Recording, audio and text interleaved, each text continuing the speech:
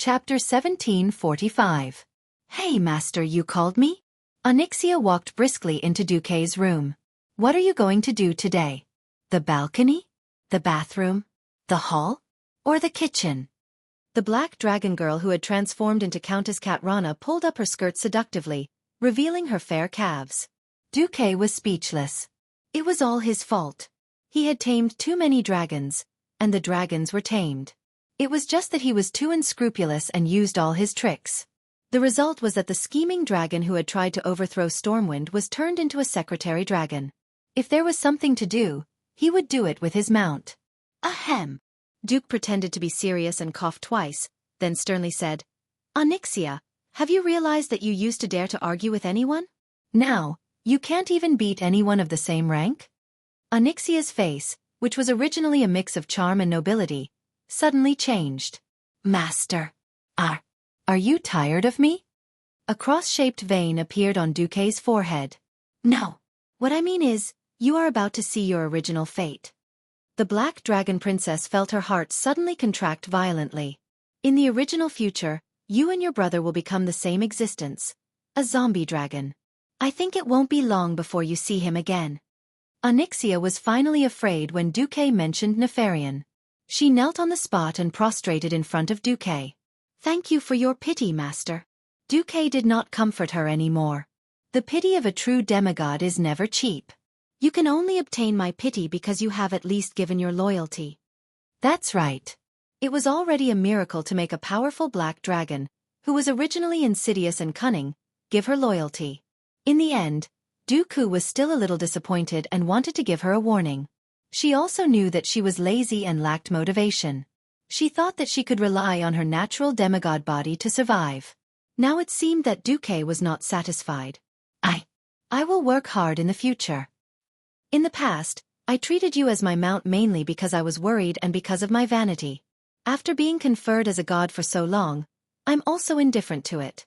Azeroth and the Burning Legion would eventually have a decisive battle.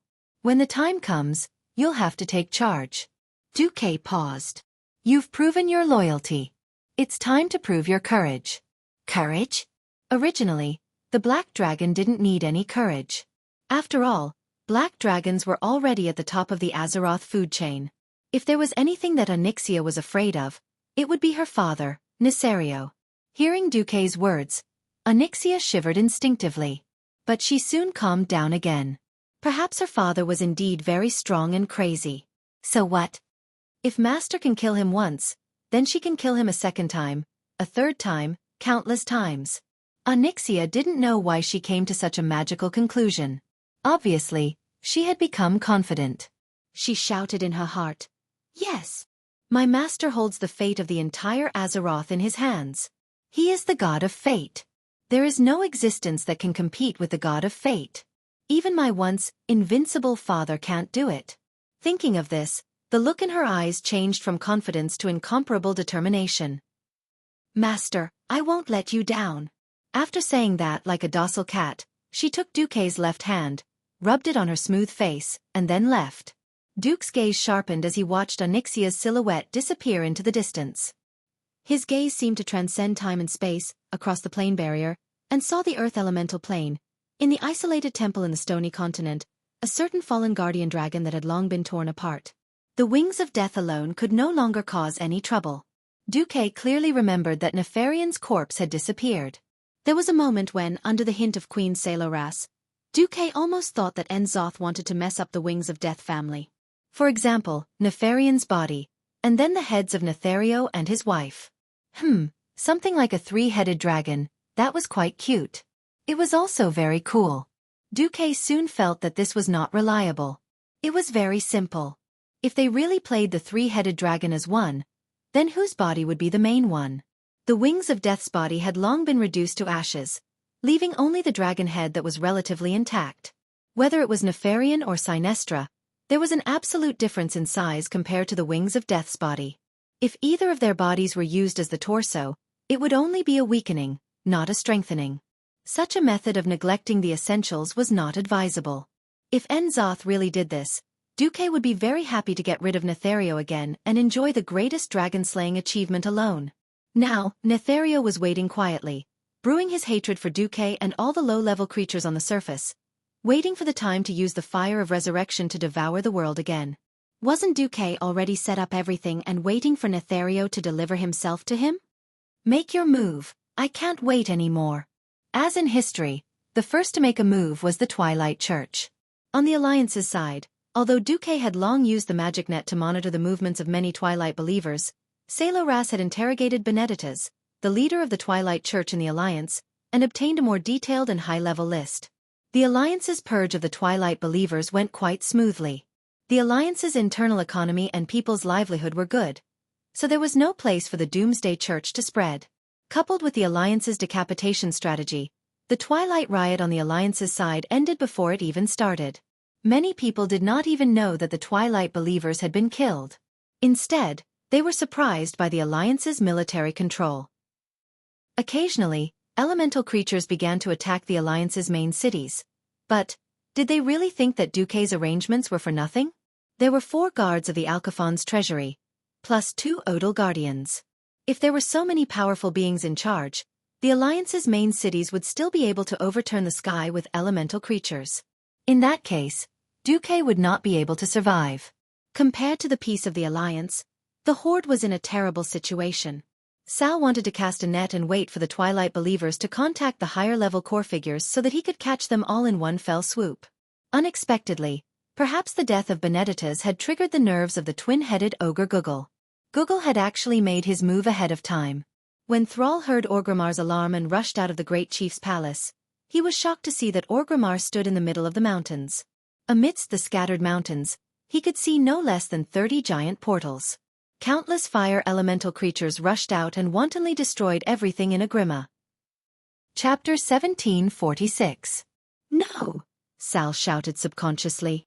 Agrima was the fruit of his hard work for more than 10 years. From the time he led the enslaved orcs to the uprising in Goldenhold Castle, to crossing the endless sea to the Kalimdor continent despite the encirclement of both the humans and the Scourge army. He led the tribe from a pitiful 100,000 people to the present day, with several main warring races and over 3 million people. Agrima was the testimony of the tribe's unyielding glory. Seeing Agrima being swallowed by the sea of fire, Sal felt as if his heart was being cut by a knife. He used to think that using wood as the main building material for the city was a great feat in line with the orc tradition and aesthetics. He still remembered that in the 15th year of the Dark Portal, Thrall had ordered Grom Hellscream to bring his Warsong clan to the Grey Valley in order to have enough wood to build a city. He didn't hesitate to start a war with the Night Elves to snatch the wood. Who knew that 11 years had passed? At this moment, Sal could not wait for the orcs to improve. For example, they could learn from the Alliance and build the whole city with bricks and cement like Stormwind City. Wood is the best kindling material. Why don't you burn the cement with fire? What made Sal's heart hurt the most was the behavior of the people of Agrima. At the entrance of the Wisdom Valley not far away, Sal saw with his own eyes an Agrima guard rush to the violent fire elemental creatures. He did not fight the invaders bravely with his battle axe, but knelt down and worshipped them. Great elements! I beg you, accept me and let me have a place in the new world ruled by the elements. Obviously, this guard had been brainwashed by the Twilight believers. Ah! The guard had clearly screamed and turned into a lump of charcoal, but the Twilight believers were still crazily advocating. He has been accepted by the elements. He has become a part of the fire. More and more people of Agrima began to believe the Twilight Church's words. This was a sign. The world would be destroyed by the fire. They no longer resisted, no longer united. Instead, their minds wavered as they did not know if they should join the ranks of the Twilight believers. The elements are going berserk. We must appease them immediately. Otherwise, Agrima is finished. A member of the Ring of Earth shouted. It sounded, in a way, rather pedantic to Dwerken. Whoever dares to attack our main city will be attacked.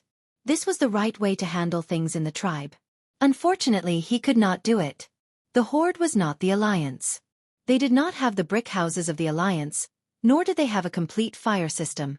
With most of the Forsaken on their knees, and even a Nastrian who had returned, was ordered to meditate in isolation, the Horde lacked mages. Furthermore, there was no weave that could provide an endless supply of mana to mages. With the shaman's way of doing things, pacifying the violent fire elemental creatures was the only choice. Elyala balala. The shamans shook their heads, using incantations and postures that were similar to dancing to communicate with the rampaging fire elements. Although it seemed unreliable, the effect was obvious. Destroy! Destroy! Burn everything to ashes! Burn! Burn! The shamans heard the voice of the fire elementals. Thrall and all the shamans in Orgrimmar tried their best to calm the elements, but only a small portion of them were able to calm down. Great Chieftain, no! We can't hold on much longer, cried Varrock pessimistically.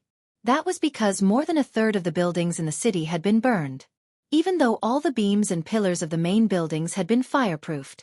Unfortunately, that level of fireproofing was still useless in the ultra-high temperature. Seeing that the city would fall into a sea of fire and turn into ruins, Thrall finally couldn't take it anymore. That's right, he had one last trump card.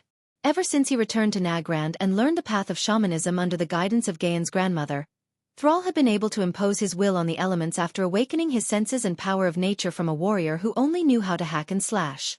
The problem was that it was a kind of slavery equivalent to the warlocks enslaving demons. This went against the tenet of the Ring of Earth. However, seeing that the entire Orgrimmar was about to be destroyed, Thrall finally couldn't take it anymore. In the name of nature shaman Guile, I command all fire elementals to stop your attacks. When his surging spiritual power spread across the entire Orgrimmar with him as the center, he could clearly feel the resistance of the fire elementals. Refuse! Non-elemental creatures should be destroyed. We will not take orders from a non-elemental. A tear fell from the corner of Thrall's eye. I command you, stop. In the spiritual world, Thrall's voice was like thunder from the ninth heaven. Every fire elemental seemed to have heard the absolute command from the fire elemental lord, Ragnaros. Even though they were unwilling, they still stopped and stood where they were. It stopped. Sal panted heavily. He had used his own power to force the elements to submit. This method had succeeded, but he was not happy at all. Thrall looked into the distance and felt the resistance of the elements. For the first time, he had a deep feeling. The shaman's power seemed to no longer be able to summon and control the violent elements. Thrall had an idea. At this moment, in Iron Stove Castle, the dwarves were engaged in a small-scale offensive and defensive battle. The dwarves had brought a large number of cannons, ranging from direct 88mm cannons to curved mortars. In their own way, the dwarves destroyed the earth elemental creatures attacking Iron Stove Castle.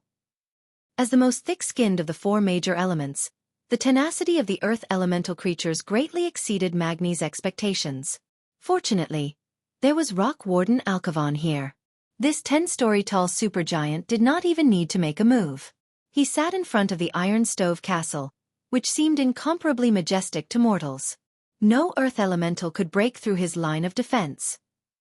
Almost every earth elemental that came within 100 meters of his body would immediately prostrate on the ground and acknowledge Alcavan as their supreme ruler. Magni complained at the side. Oh my god, what the hell are these earth elementals up to? Although Duque informed us that it was likely that the former Nesario was conspiring to destroy all of Azeroth, is this really Nesario's doing? Or is even the earth elemental lord involved in this damned attack? Alcavan shook his huge head. There is no doubt that Therazane, the Mother of Stone, is a powerful existence, but she is the most peaceful of the elemental lords. She is very patient and has great love for the creatures that live on the earth, and likes to spend relaxing time with the creatures that nest on her. She is at war with the other elemental lords. I don't think she would participate in an attack that would destroy the world. Chapter 1747. If the Stone Mother doesn't come out, who will? Magni answered his own question. Let me think. Ragnaros will definitely come out. His grudge with Duque. Heh.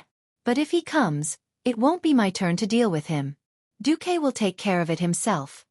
As a creation of the Titans who had participated in that shocking ancient war, as well as a guardian who had lived in this world for more than 25,000 years, Archivon himself was a living history book. Perhaps it was the Wind Elemental Lord Al-Akir. As for the Tide Hunter Neptulin, it's hard to say. Then what can I do? Magni continued his analysis. Sylvanas will probably be in charge of the Wind Elemental. She'll be looking for Al-Akir to snatch the authority of the Wind Elemental. As for the Water Elemental, it definitely won't be my turn. Most likely Vashti will be in charge. Archivon said in a low voice. Now, the spatial barrier between the four major elemental realms and Azeroth is already very weak. It's not surprising that the ancient gods would encourage the elemental lords to participate in the attack on Azeroth. Since the Alliance has such a leader with foresight and made arrangements in advance, I suggest that you think of a way to increase your strength.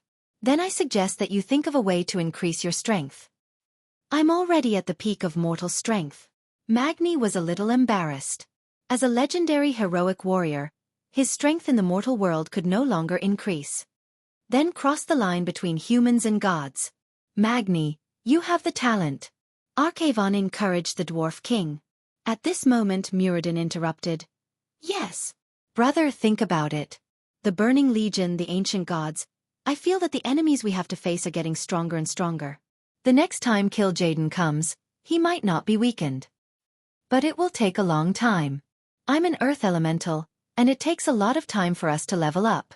And I still have my duty as a king. Magni hesitated.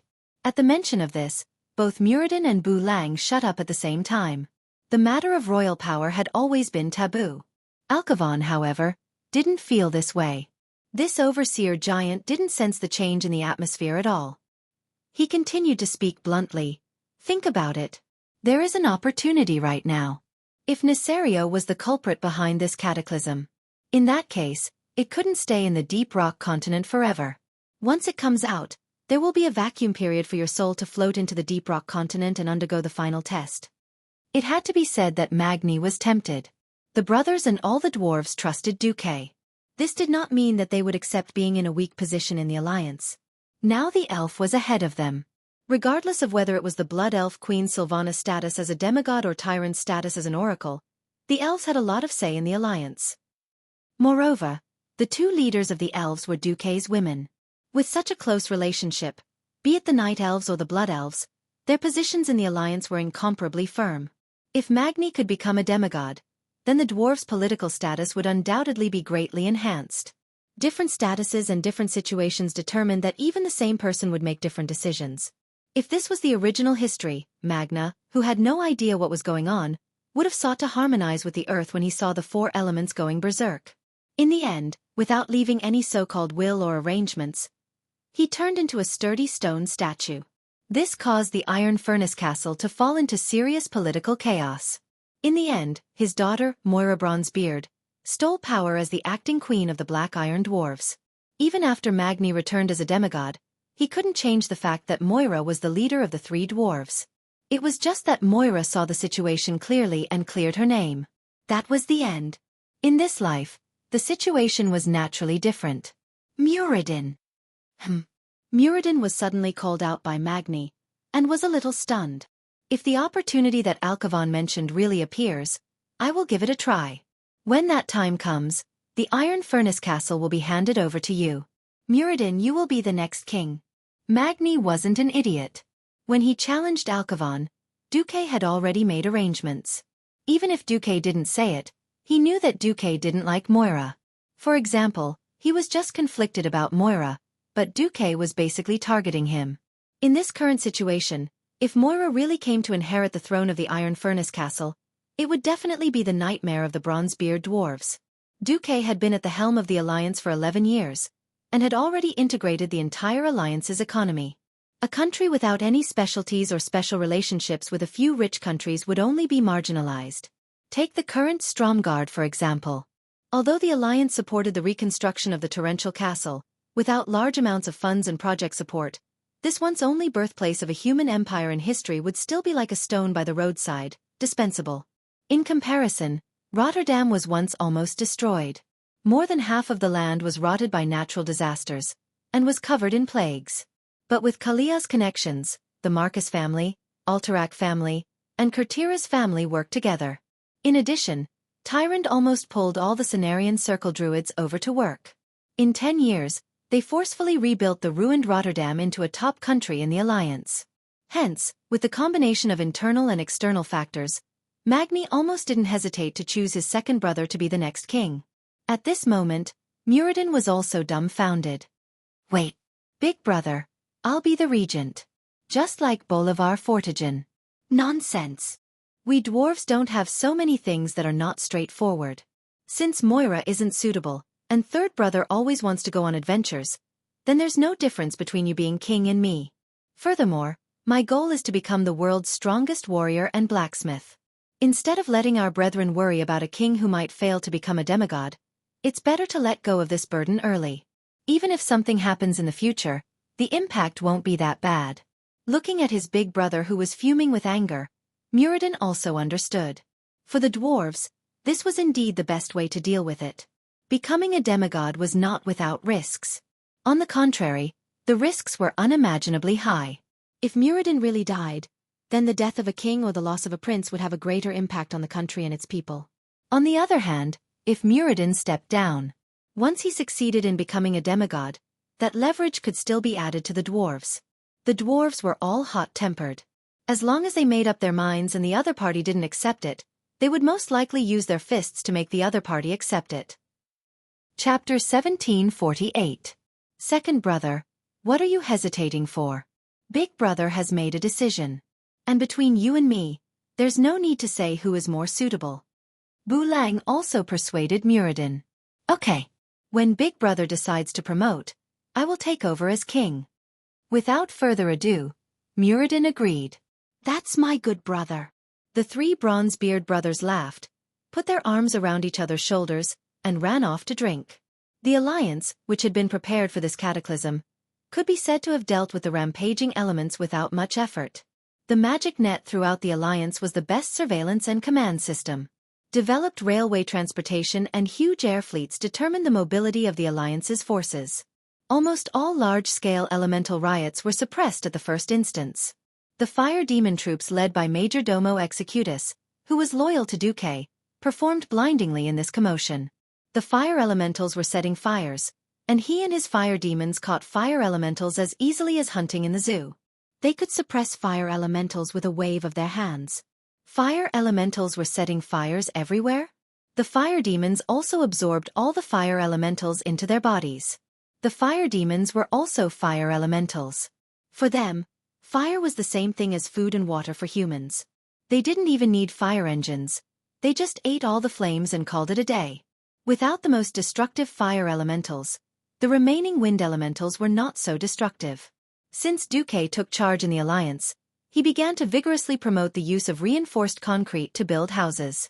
In order to prevent the red bricks from destroying the arable land, Duke had created the hollow bricks early on. The biggest intention of doing this was to speed up the industrialization of the entire alliance.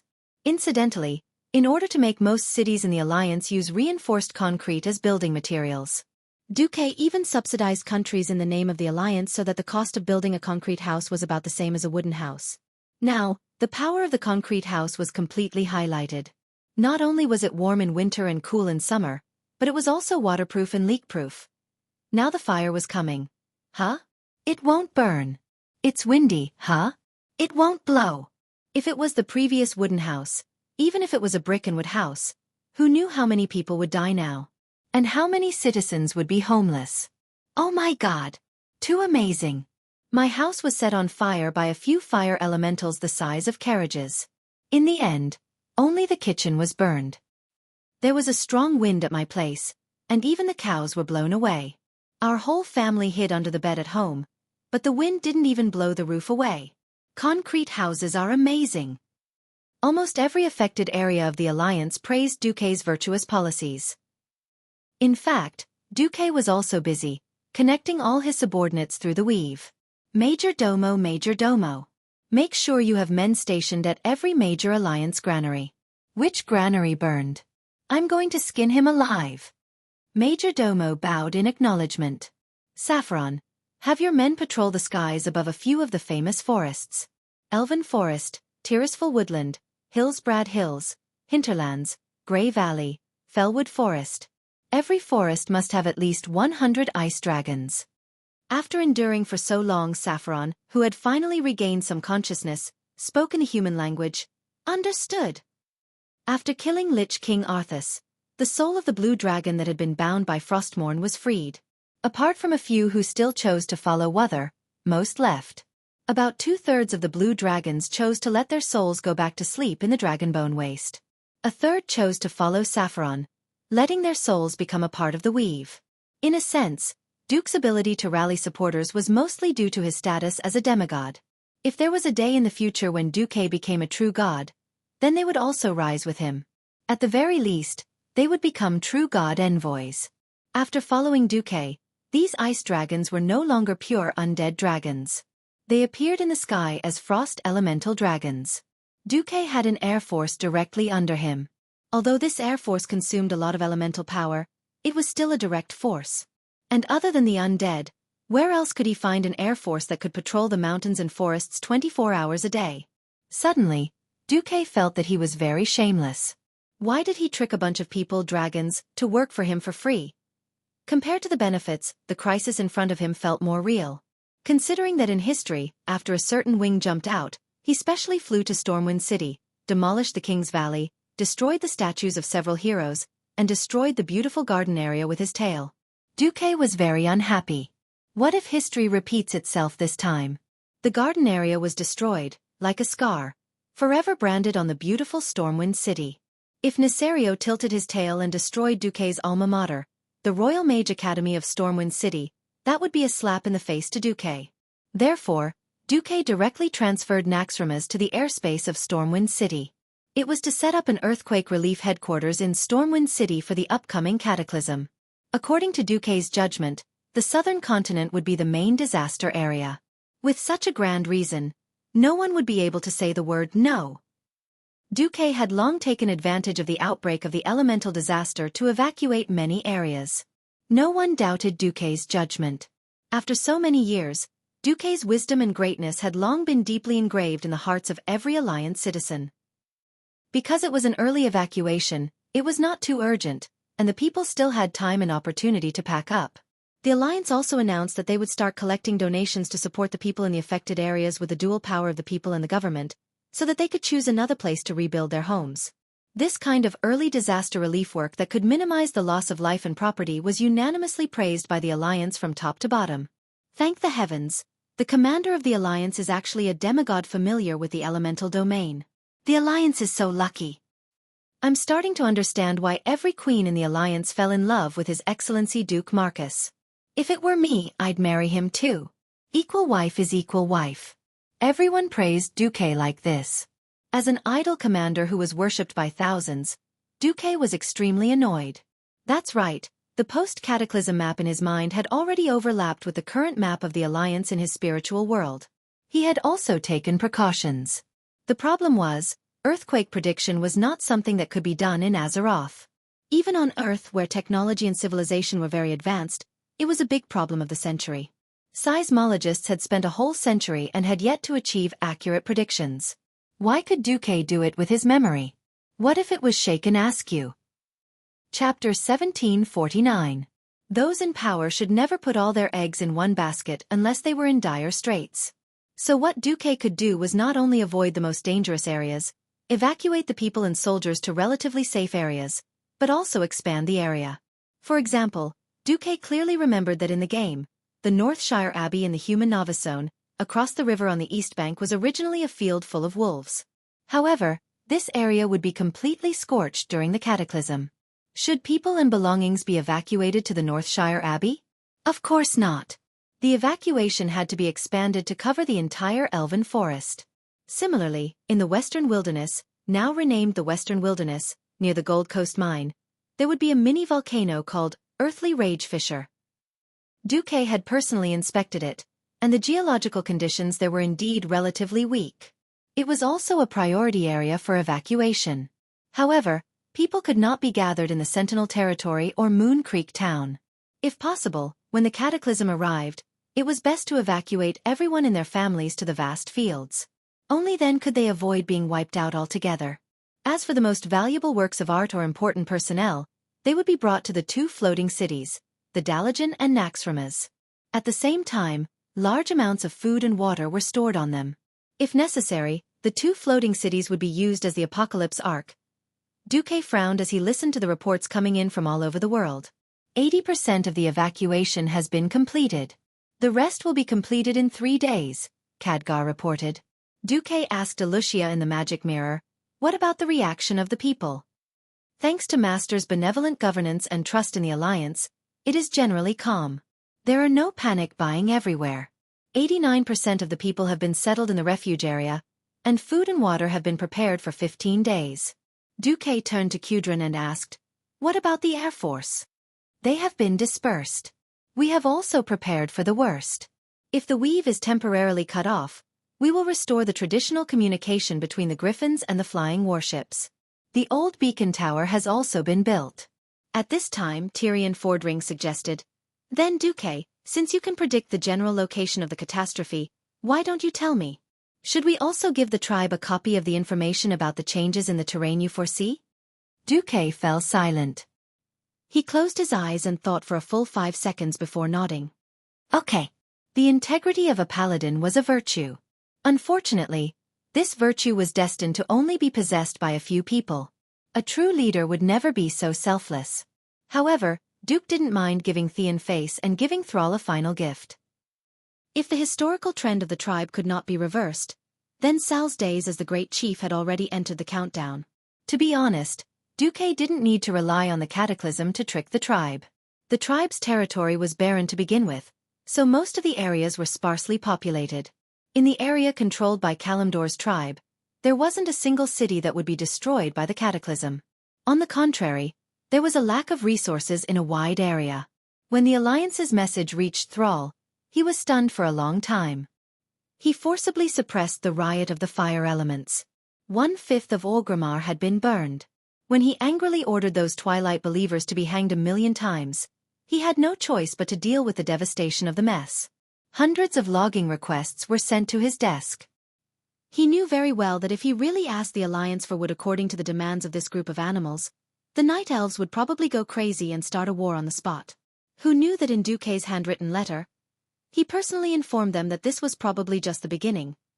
The western part of Durantal was likely to be flooded by the surging River of Wrath. The Thousand Needles area and the Shining Plains were also likely to be flooded. If this was a nightmare, Thrall would rather he had never fallen asleep. This was really too terrifying. Just as the Alliance had already made preparations, the tribe was waiting for the judgment of the end to come. In the underground palace of the Deep Rock continent in the Earth Elemental Plane, a violent voice that resounded through the entire underground world abruptly rang out. "Pain. Suffering. My hatred burns in the abyss." If Xueqi was here, he would definitely recognize the owner of this voice on the spot. Deathwing Nesario. In this special plane far away from the world of Azeroth, non-Earth elemental creatures without the protection of special energy or Earth elemental magic would be crushed to death by the tide of soil in an instant. Because there was no sky and no water here, there was only endless soil and violent lava rising from time to time. Nesario, who was once extremely arrogant and betrayed the entire dragon race, was now just a pile of broken dragon remains. A hollow dragon head, a spine that only had half of its spine left, a pile of ribs that were broken into at least 3 pieces, and an incomplete tail and claws. The so-called Deathwing was now just a joke. Beside Deathwing, there was another huge dragon corpse. That was the corpse of his son who smashed Nefarian. Countless illusory octopus-like tentacles stretched out from the void. "Too weak. Too weak.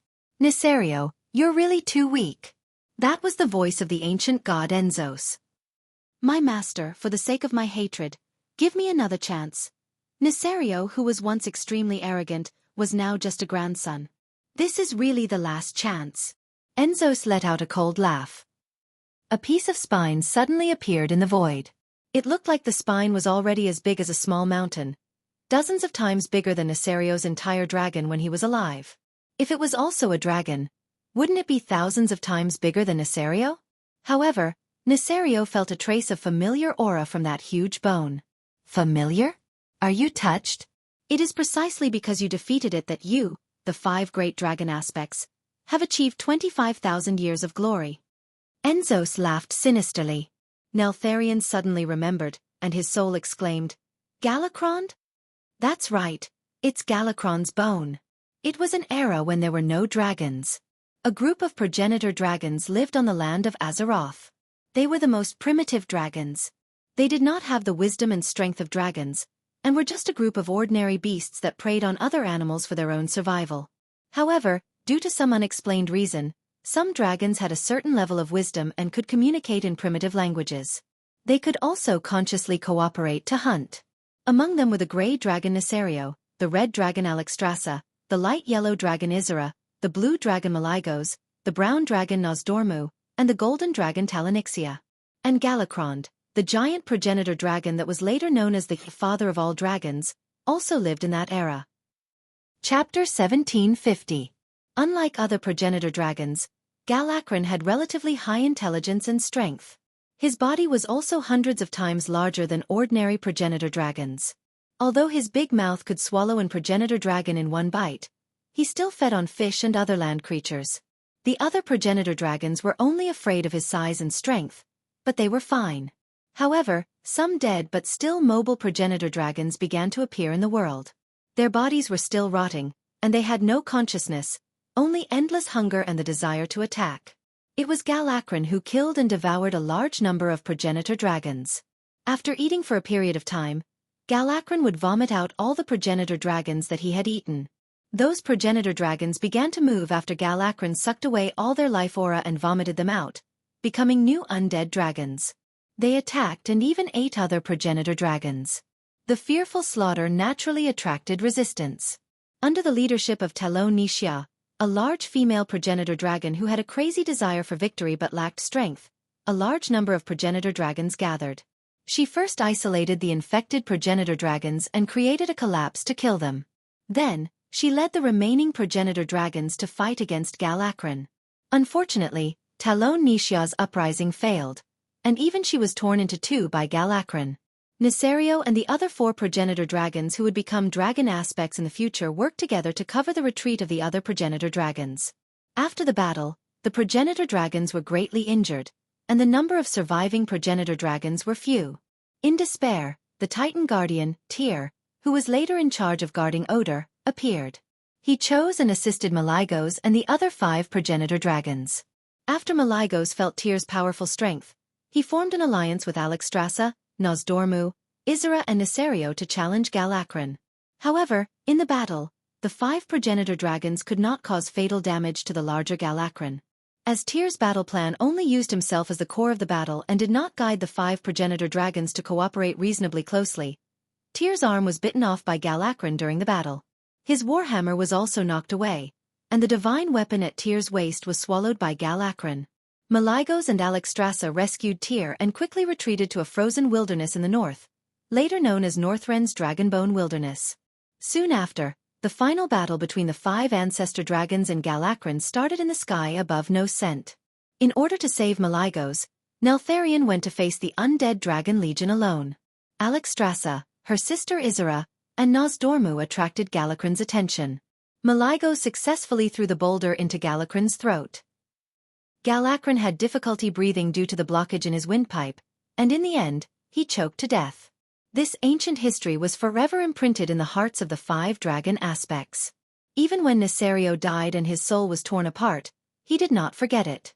This was because Galakron was the root of the progenitor dragon.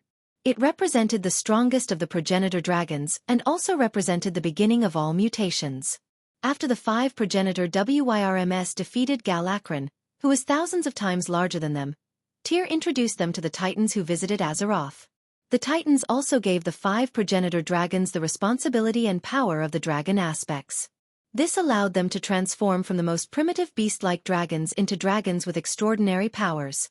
It also shaped and evolved into the 5 major dragon clans of today. In a sense, Galakron was the original Dragon King. It was precisely because of the overthrow of his reign of death and terror that the glory of Nesario and the other dragons came. It was unknown why Galakron suddenly fell into madness.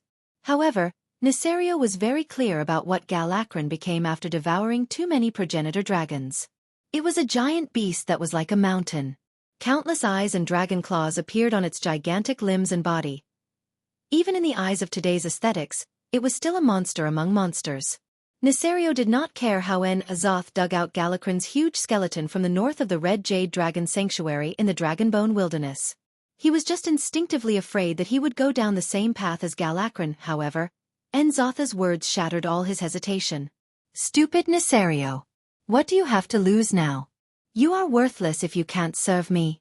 Worthless meant that there was no need for him to exist. Nesario absolutely believed that an existence as cunning and insidious as Enzoth would definitely destroy him completely, or force him into submission, just like how he had used the whispers of the ancient gods to destroy his mental defenses back then. I agree. As long as I can take revenge on my brothers and sisters who deserve to die 10,000 times. And that despicable and shameless Duke Marcus. It doesn't matter what I become to vent the endless anger in my heart. Nesario's soul roared, and his withered dragon head trembled continuously. Yes, that's right. Enzoth sneered. This sinister laughter reverberated in the underground palace of the deep rock continent. In the void, countless illusory octopus-like tentacles stretched out and hooked Nesario's dragon head. They extracted something from the withered dragon head. Then, like a millstone, the hundreds and thousands of savings grinded Galakron's spine into powder round by round. When the deathly pale dragon's pine bone powder was stirred by Enzo's tentacles into a small mountain of paste, all of the paste was poured into a corpse that had been placed in the deepest pit of the temple for a long time. It was the corpse of Nesario's son, Nefarian. Nefarian's dragon head was like a chicken head that had been chopped off by a kitchen knife, and was directly taken away by the tentacles. A few tentacles placed Nesario's dragon head on Nefarian's neck. Suddenly, a black paste gushed out of Nefarian's neck and turned into thousands of small tentacles that respectfully welcomed Nesario's dragon head onto his neck. Under the pull of that pitch-black power, Yangqi's body trembled. The dragon head and body that originally belonged to different individuals were forcibly fused together. However, because of the difference in their original sizes, Nesario looked very strange at the moment, just like the cartoon dolls that Dumuk had seen before he transmigrated. It was quite ridiculous. The next moment, a mutation occurred. The dragon body that was originally smaller suddenly made a crisp sound of bones exploding. Ka-la-la-la. At first, it was only the sound of frying beans, but towards the end, every explosion sounded like the beating of a drum. The Twilight believers around the temple were all so shocked that they covered their ears in pain. At a speed visible to the naked eye, the dragon body that once belonged to Nefarian began to swell like a balloon. Chapter 1751. Gifts from the ancient gods had never been anything good. The ancient gods, who were monsters themselves, had no sense of beauty to speak of. In the ancient war, the elegant and beautiful high elves in the eyes of mortals had all turned into hateful Nagas. As soon as Nesario's soul was injected into this new body, he felt a terrifying pain that penetrated the deepest part of his soul. Roar! The hard dragon's skin on the claws that already belonged to him burst open. The scales on his skin were almost shattered. After the scales were removed, new biological tissues were being revived under Nzotha's evil divine spells in the hole full of rotten flesh. However, there was no way to expect anything to happen. What regenerated in the hole were not dragon scales, but a large number of tiny eyeballs, small dragon claws, dragon arms, and even wings. Ow! Ow! Ow! Nesario could feel his vision splitting into countless parts. These were not the compound eyes of a fly, but the vision of the eyes that burst out from every corner of his body. They were all haphazardly pieced together. That feeling made him go completely crazy. He tried to open his limbs and vent his pain with destruction, but he was shocked to find that the limbs that once belonged to Nefarian were all locked by huge, unknown metal shackles. Countless illusory tentacles came crashing down, making each of his limbs unable to move. At this time, dozens of huge chainsaws driven by the Twilight believers arrived. These chainsaws powered by unknown divine spells were cruelly cutting his new limbs, so that his body could maintain the appearance of a giant dragon. Hee hee. Ha ha. Hee hee hee. This time, it was not only Nzoth. In a trance, there seemed to be the remnant will of other ancient gods joining in the sneer. Perhaps it was Nzoth, Yogg-Saron, or Yashaji. Their bodies might have completely perished, but as a former true god, the remnants of their will still reverberated in every corner of the Azeroth world. These ancient gods began to gather their power, and all of it was injected into Nesario's new body. Nzoth laughed. Is it pain? Sadness? Resentment? Anger? Then let it all out. It didn't matter. This was also a form of strength. We are currently conducting a small experiment that will allow you to possess the destructive power of a true god. The more negative emotions you have, the more damage you'll cause to planet Azeroth. Is that so? That's wonderful. Nesario roared crazily. Due to some mysterious method, his furious roars started to spread across the entire deep rock continent. The violent tremors began. It was no longer a problem of the Earth elemental plane alone. The intense tremor crossed the planar barrier and directly affected planet Azeroth. In the southern sea of the Endless Ocean, it was originally a sunny day with a gentle sea breeze. In the next second, a huge tremor transmitted from the deep sea easily set off a monstrous wave. Rumble. At first, not many people noticed this scene. It wasn't until the huge green wave that approached the shore that the guards at the lighthouse noticed this scene. Oh my God! Is the world going to be destroyed? The 30-meter-tall goblin statue that once stood outside Booty Bay was as small as a baby in front of this doomsday wave. At this moment, Nesario's voice actually crossed the Earth elemental plane and the spatial barrier of Azeroth, echoing endlessly in the entire sky. Those were the words he roared a few minutes ago, and now they began to hover over the entire world in the form of echoes. Pain. Suffering. My hatred burns in the abyss. The world trembles because of my torment. If it were any other existence who uttered such curses, they would definitely be regarded as a lunatic. However, he was none other than that. He was the Wings of Death, Nesario, the former Earth Guardian Dragon, and now the Dragon of Death. Along with his voice, suddenly, a huge flaming crack tore the entire barren lands apart. The blazing lava was like a 100-story-tall lava dragon charging on the ground. The earth was torn apart from the bottom to the top, and every crack was accompanied by a burst of magma. There was nothing that could stop the destruction of the wrath of the heavens and earth. Mountains of all sizes were destroyed by the fire dragon's rampage. A huge orc town that was a few kilometers in the way of the fire dragon was destroyed like a bulldozer. Nesario's apocalyptic illusory sound continued. The lamentable kingdom collapses under my wrath. A gale comparable to a level 12 storm suddenly blew. The goblin airship that was preparing to land in the sky above Agrima involuntarily spun and crashed on the spot. The wood that exploded and the fuel that flowed out caused a second disaster. At that moment, every tribe in the entire Agrima felt as if the world had turned upside down. Everyone lost their footing and fell to the ground.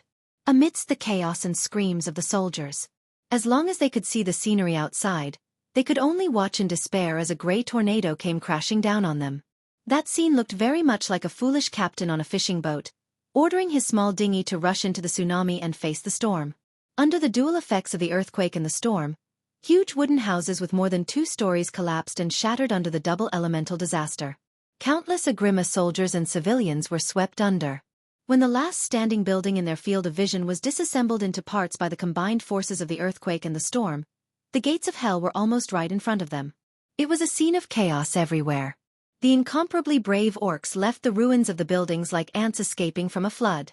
Every beam let out a terrible squeaking sound. This scene was like the end of the world. They abandoned the city that they had been proud of for the past 11 years and scattered in all directions. Standing on the high ground of the Valley of Wisdom, Thrall stood rooted to the ground and watched the scene. When a huge wooden stake flew towards him, he even forgot to dodge. It was Varrock who helped him knock the wooden stake away. In the ancient shrine of the Deep Rock continent, the Twilight Believers began to use their own methods to modify Nesario's new dragon body under Zotha's command. Bang! Bang! Bang! One by one, the iron stakes with dragon heads like siege awls hit Nesario's body. This was so that pieces of incomparably hard and mysterious metal could be inlaid into his constantly growing dragon body. The suppression of his growth was also solidifying his body. Chapter 1752. Ow! Ow! Ow! It was a terrifying pain that was enough to make any living creature collapse. If it was possible, Nesario could continue to maintain his spiritual body and no longer have a nervous system. However, N'Zoth deliberately showed his bad taste. He used the ancient god's biological cells to activate Galakrond cells that had been dead for 25,000 years, and then let Nesario, the Dragon of Death, still feel the explosive pain in his body.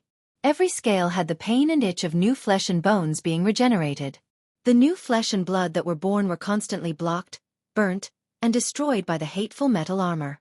Nesario could no longer bear the terrifying torture of being reincarnated repeatedly in the 18 levels of hell. Having regained control of his body, he used his enlarged claws to press down hard, destroying a large number of workshops and buildings around him. As if in response to his pain, almost every volcano in the land of Azeroth, no matter if they were active or dead, all of them began to pour out hot magma. The volcanoes erupted, shooting out flames that were enough to destroy everything in the world. In the northeasternmost area of the Kalimdor continent, the Black Sea coast, located in the sea north of Aberdeen, there had obviously been some slight changes in history. The elven hippogriffs that had long been scattered around the entire sea area, as well as the Alliance soldiers on the flying destroyers, all saw that with a violent vibration, a huge volcanic island broke through the shackles of the sea and stood upright on the surface of the sea. It was a newborn volcano. It was constantly venting its fiery anger towards the sky.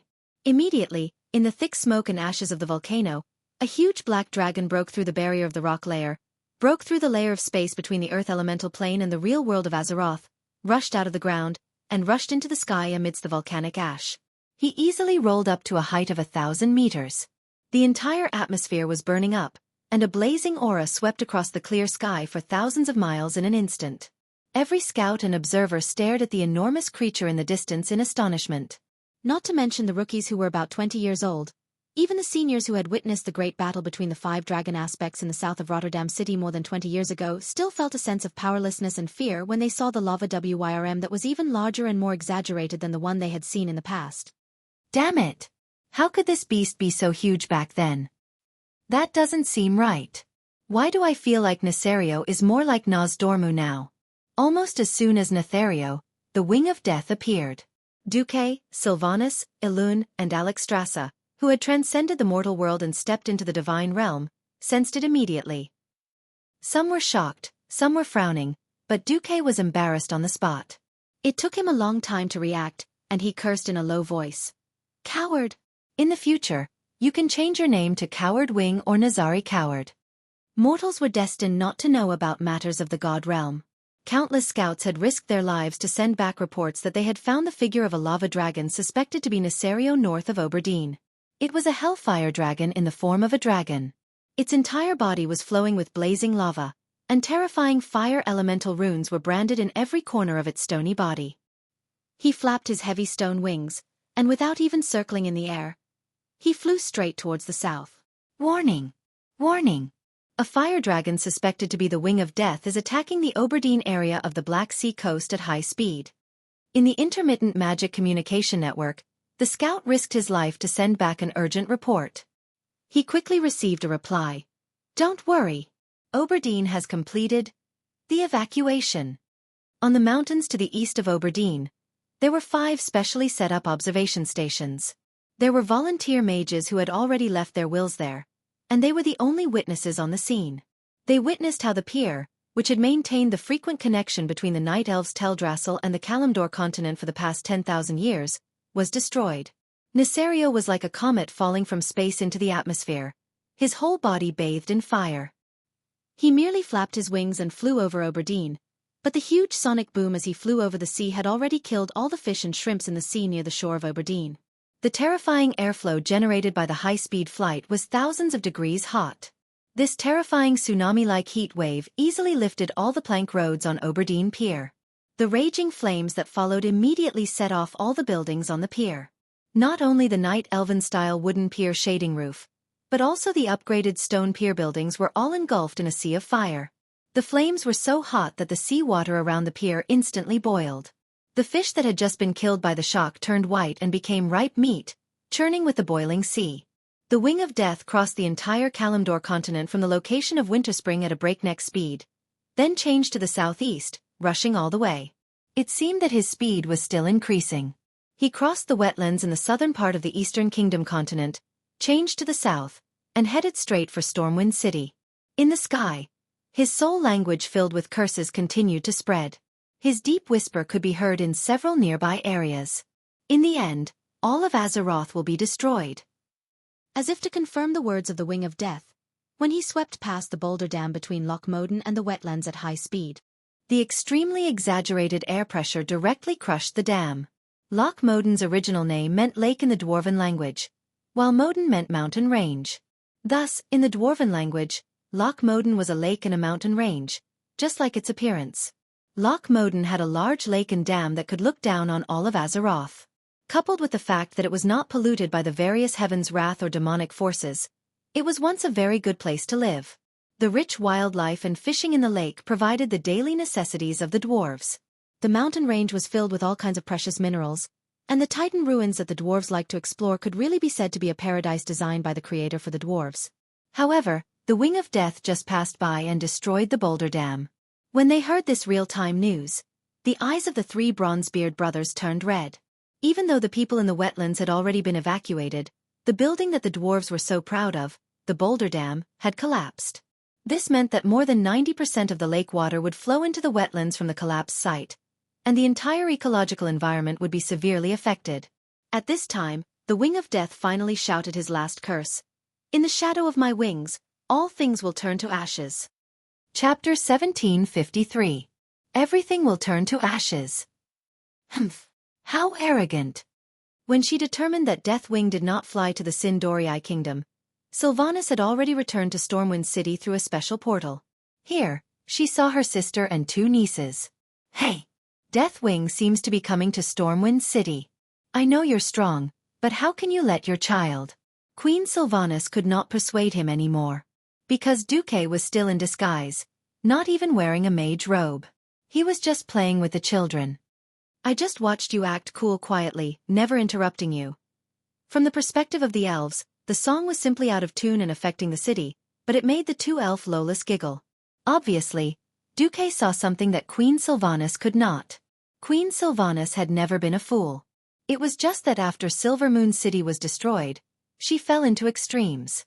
Now that Arthas was destroyed, her revenge was avenged, and she was pregnant with a child. Queen Sylvanas's intelligence and wisdom were all displayed. Although Xueqi might have secretly hoped that Queen Sylvanas would become stupid for 3 years after pregnancy. In fact, Queen Sylvanas was very smart. Seeing that Xueqi did not move, she actually took off her ranger costume and changed into a set of home clothes, translucent pajamas. "Hey! Xueqi, tell me. Why don't you come over and accompany me?" A long white leg stretched over from the chaise longue next to her and touched the inside of Xueqi's thigh. Xueqi actually wanted to say, "Don't flirt, you'll get F***head if you do." At this slightly weird point in time, Xueqi really could not do anything to Queen Sylvanas. "Stop it. Didn't you already send Countess Katrana to face the enemy?" Queen Sylvanas burst out laughing.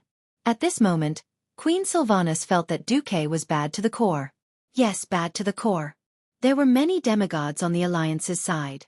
But there had never been a demigod like Onyxia, who had such a powerful talent but fought so cowardly. It could be said that Onyxia was invincible against enemies below the demigod level. Against enemies of the same level, he could not defeat anyone. In particular, she was very afraid of her father, Deathwing. Perhaps the fear of Nesario had been deeply engraved in her when she was still in her mother's womb. Her mother had been forcefully pushed by Darkwing. Not only had she used force, but she had also almost lost her life because of the splashing acid. When Nesario was still alive, she and her brother were just useful pawns for Nesario. Now, Xueqi had actually asked Onyxia to face her father, who had been strengthened by Enzos to an unknown extent. Xueqi was a little too evil. On the other hand, Sylvanas also firmly believed that the Deathwing that was charging over at high speed should not be in any danger. After all, in Stormwind City's King's Valley, after crossing the long stone bridge, there was a statue facing the gate, but it was a statue of Duke Marcus. If Nesario really stepped on Stormwind City's King's Valley with his claws, wouldn't all the statues of heroes, including Xueqi's statue, collapse and be destroyed? How could Duke do such a thing where he would be slapped in the face? Moreover, Xueqi was the kind of person who would indiscriminately gather a large force to kill his opponent as long as he had the opportunity. Even if he could not kill him, just like during the third battle at the Dark Portal, if he could not kill the fool, he could at least chop off one of his hands and break his waist. That was not bad either. Xueqi did not even have the intention to greet his subordinates. The only one who was kept in the dark was Onyxia. This was really. At this moment, Onyxia, who was still in the dark, was extremely conflicted on the lighthouse outside Storm Harbor, which was located in the north of Storm City. She was originally smart and cunning, but when Xueqi asked her to be the vanguard to fight against her father, she was in a mess. Xueqi's words still echoed in her ears. "You can be a noob, but you can't be a coward. Because you are too timid, you can't exert your original combat power. That's the original sin. I have many women around me. Which one of them cannot fight, carry, warm the bed, and be independent? Onyxia, you cannot even believe in yourself, but you must at least believe in the me who believes in you." For some reason, Onyxia felt very warm in her heart when she heard the last tongue twister. When she thought back to what Xueqi had shown her back then, when she was in her zombie dragon form, she felt a chill run down her spine. She could not imagine that she, who loved beauty so much, would turn into such a horrifying and ugly appearance in a certain timeline. That was completely unacceptable. Feeling the roar of the atmosphere in the distance and carefully savoring the changes in the elements from far to near, Onyxia's face turned ashen. She suddenly felt a wave of coldness hit her face, as though she was afraid. She could not help but wrap her arms around her chest and hug her body. At this moment, feeling the tight-fitting lace victory shirt that Xueqi had given her, for some reason, she suddenly regained her courage. Onyxia, you can do it. You have the god of fate, Duke Marcus, behind you. If you want to obtain your position in the new Divine Realm Palace, you must win this battle. Onyxia encouraged herself in an obsessive manner. It felt like her courage had multiplied. Onyxia jumped down from the 30-meter-tall lighthouse. She let the strong wind blow her long black hair, feeling the strong wind. Suddenly, she seemed to have returned to the era when she dominated the world alone.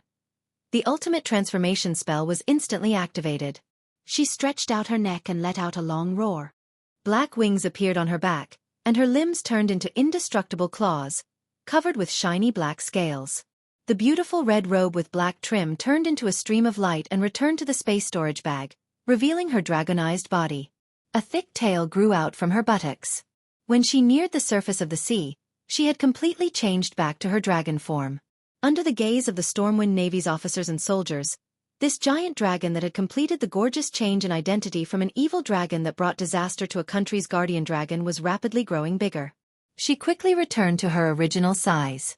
In terms of size, her body was only less than 1/10 the size of the black dragon that attacked from the northern coast at high speed. However, this time, Onyxia bravely met her father, whom she had been extremely afraid of for a long time after she became sensible. The Wing of Death, Nethario. Nethario! This is the Stormwind city that my master, Duke Marcus, swore to protect. This is not a place for you to behave atrociously. Go back to where you came from. Otherwise, my master and I will let you taste true eternal destruction this time. Although her choice of words sounded a little hollow, Onyxia really roared with vigor. She was completely different from the timid daughter in Nethario's memory. At this moment, Nethario was a little confused. Chapter 1754. In terms of size, the current Nethario was nearly 10 times the size of Onyxia. The gigantic body of the dragon, which was wrapped in thick layers of rock, looked like a mountain with wings, soaring in the sky. It was as if this was the dragon version of a mantis trying to stop a chariot. Nethario flapped his huge wings that were as wide as Storm Harbor and hovered in the air. He opened his huge dragon mouth that could almost swallow his daughter in one bite, revealing his crisscrossed dragon teeth that looked like sharp rocks. He let out a loud laugh that could be heard all the way to Storm Harbor. Ha ha ha ha. My daughter, what are you talking about? If you're trying to make me laugh, then congratulations, you've succeeded. Nethario's face was full of ridicule. Now, I'll give you one last chance. Tell me your true identity. Please pay attention to what you say. I will decide whether to tear you into pieces, and then turn you into a zombie dragon to continue serving my cause of destruction. This was an unmistakable threat. He was clearly trying to force Onyxia to betray Duke and join Neltharion's side again. As for whether she would be used as cannon fodder or something else in the future, there was no way of knowing. In front of the mountain-like body of the Wings of Death, Onyxia really looked very, very small. If it was in the past, Onyxia would have been terrified no matter what. I can't win. I definitely can't win. Going against a terrifying existence like father is courting death. Don't fight him. Once we start fighting, I might be torn to pieces in just one round. The voice that emerged from Onyxia's heart at this moment was the best portrayal of her mood. There were many voices in her heart.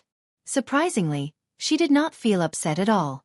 It was as if the voices that also came from her heart could not affect the core thoughts that dominated her. At most, they were like buzzing flies, which was a little annoying. Although the timidity in her heart could not be eradicated, what flashed through her mind at this moment were images of Xueqi's victories. Flattening the king of the molten core sea. Taking care of her brother Nefarian in Blackwing's nest. Killing the ancient god Sea Thun in the temple of On Kiraj. In the Outland, Draenor beat up Illidan. The Sunwell was stuck in Kil'jaeden. Oder beat up Yogg-Saron. He destroyed the Lich King Arthas at the Icecrown Fortress. Onyxia did not know how far Duque's undefeated legend could go.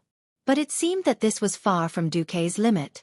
It was enough for him to stand with the victors. As for his father, a loser who had been killed by Duque once still had the nerve to bark? She did not know when it started, but in Onyxia's eyes, her father, who was incomparably huge, seemed to have become small. His threatening words were more like the whimpers of a dog, not worth mentioning. Onyxia's dragon face revealed a very human-like expression of mockery. Who am I? Of course I am Onyxia, the most loyal mount of the mighty demigod of the Weave, Duke Marcus. As long as Master is willing, you can ride me anytime, anywhere, and however you want.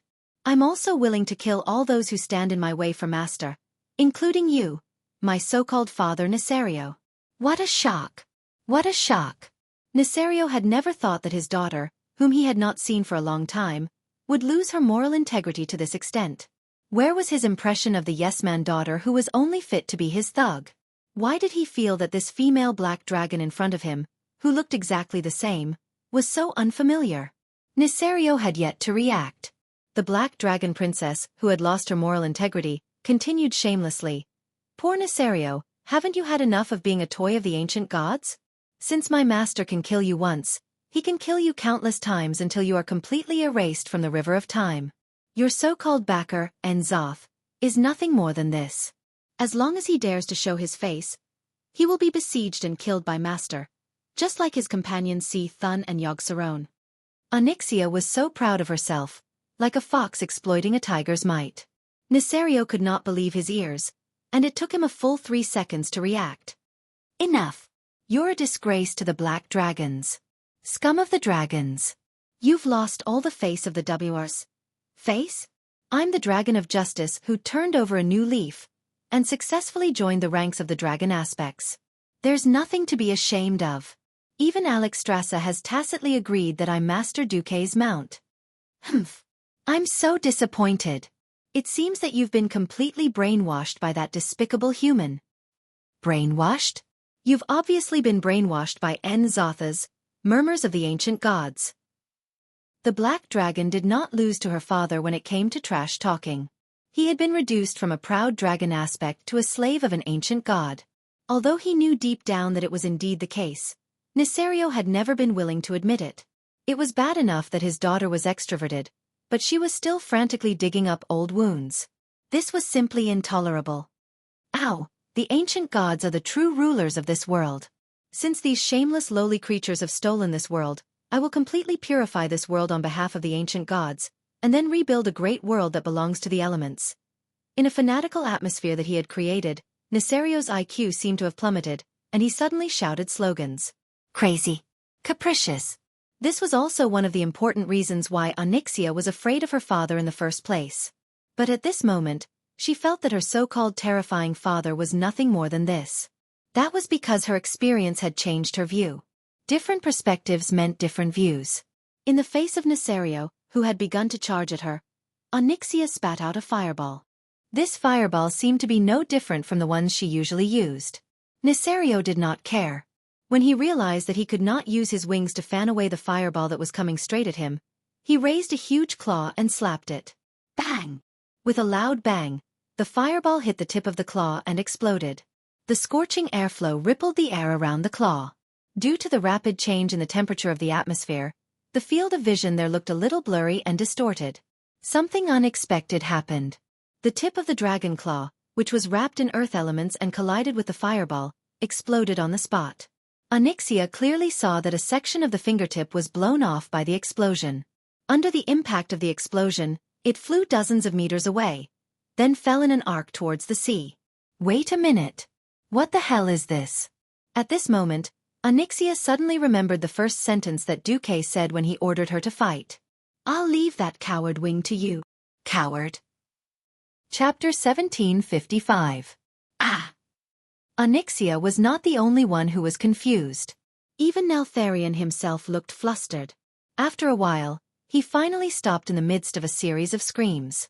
Impossible! I'm not. Onyxia was not a fool. On the contrary, she was a highly intelligent character the moment she appeared. Unfortunately, when Xueqi subdued her, he seemed to have damaged her morale too much, causing her to turn into a coward like Onyxia. Without any hope, the conspiracies that she was once proud of were all banned. Having given up on herself, Onyxia gave up her courage and stopped thinking at the same time. She regarded herself as a simple mount, which made her look like she was under the monkey-style reduction spell. At this moment, Onyxia knew at a glance that the giant dragon in front of her was not her father. At least this body was not. She suddenly realized that if the one who had attacked was really Nesario, would Xueqi have allowed her to bicker with her father for so long? He would definitely have brought a large team to attack. Onyxia narrowed her eyes. Poor Nesario, you don't have the fear and dignity of the wings of death anymore. You're just a toy of Enzoth. You didn't even realize that your consciousness was attached to a stone dragon made of evil magic. No. My body was only damaged by that bastard Maligos. Nesario defended himself. Ha! How can you say such shameful words when your remains were insulted by your own brother? It seems that you're no different from me, right? The Black Dragon Princess, who had made up her mind, immediately spat out her venomous tongue happily. Oh no. You're already dead. My late father. You can no longer feel the beauty of life. Although I look a little shameful, when Master Xueqi becomes a true god in the future, I can also become the most powerful oracle. When Onyxia said this, Xueqi, who was in Stormwind City, had already face-bombed. He could not bear to look anymore. Perhaps this was the price. Sometimes it was difficult to have the best of both worlds. He had subdued the Black Dragon Princess, only to find that she had lost all her integrity. Sure enough, when it came to conquering, the most important thing was the process of conquering, not the result. All right. Onyxia, get rid of this stone doll, Xueqi ordered the Black Dragon Princess through the soul link. Yes, sir. My master. Onyxia seemed to have been injected with adrenaline and rushed over while howling. He opened his mouth and spat out fireballs. This wasn't a fireball from the era of the molten core. Although Xueqi had confirmed through the magic net that the dragon made of rock and fire elements was a fake as soon as he popped out of Nesario, Xueqi did not dare to take it lightly. If things went wrong, Onyxia's journey of gathering her courage would become a journey of sending food to her death. Hence, as a reward for her long loyalty, Xueqi gave her a small portion of the control over the fire element. This portion was not a portion in the ordinary sense, but a portion of divinity. The portion of the control over the fire elemental realm that Xueqi had obtained from Ragnaro's clone in the molten core was actually not much, but in order to give the loyal black dragon some confidence and hope, Xueqi reluctantly gave her a third of it.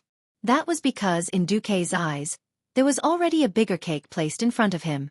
The cataclysm had already begun, and the 4 major elemental realms were extremely close to Azeroth. At this time, Xueqi could already kill his way to the land of fire where the fire elemental realm was and fight it out with Ragnaros. As long as he completely defeated the Fire Demon King this time, the fire elemental realm would only have his, Duke Marcus, voice in the future. Another fireball was spat out. Onyxia's fireball still looked like an egg, but its actual power had increased by more than 10 times. Compared to this giant version of Neltharion, her fireball was clearly just a small flame, but when it exploded on her body, it was really painful. Boom! The exaggerated explosion actually blasted a huge hole the size of a villa in Neltharion's lower abdomen. Under that thick rock layer, there was no flesh, no bones, only dry and tasteless rocks. No matter how weak Onyxia was, she was still a demigod dragon.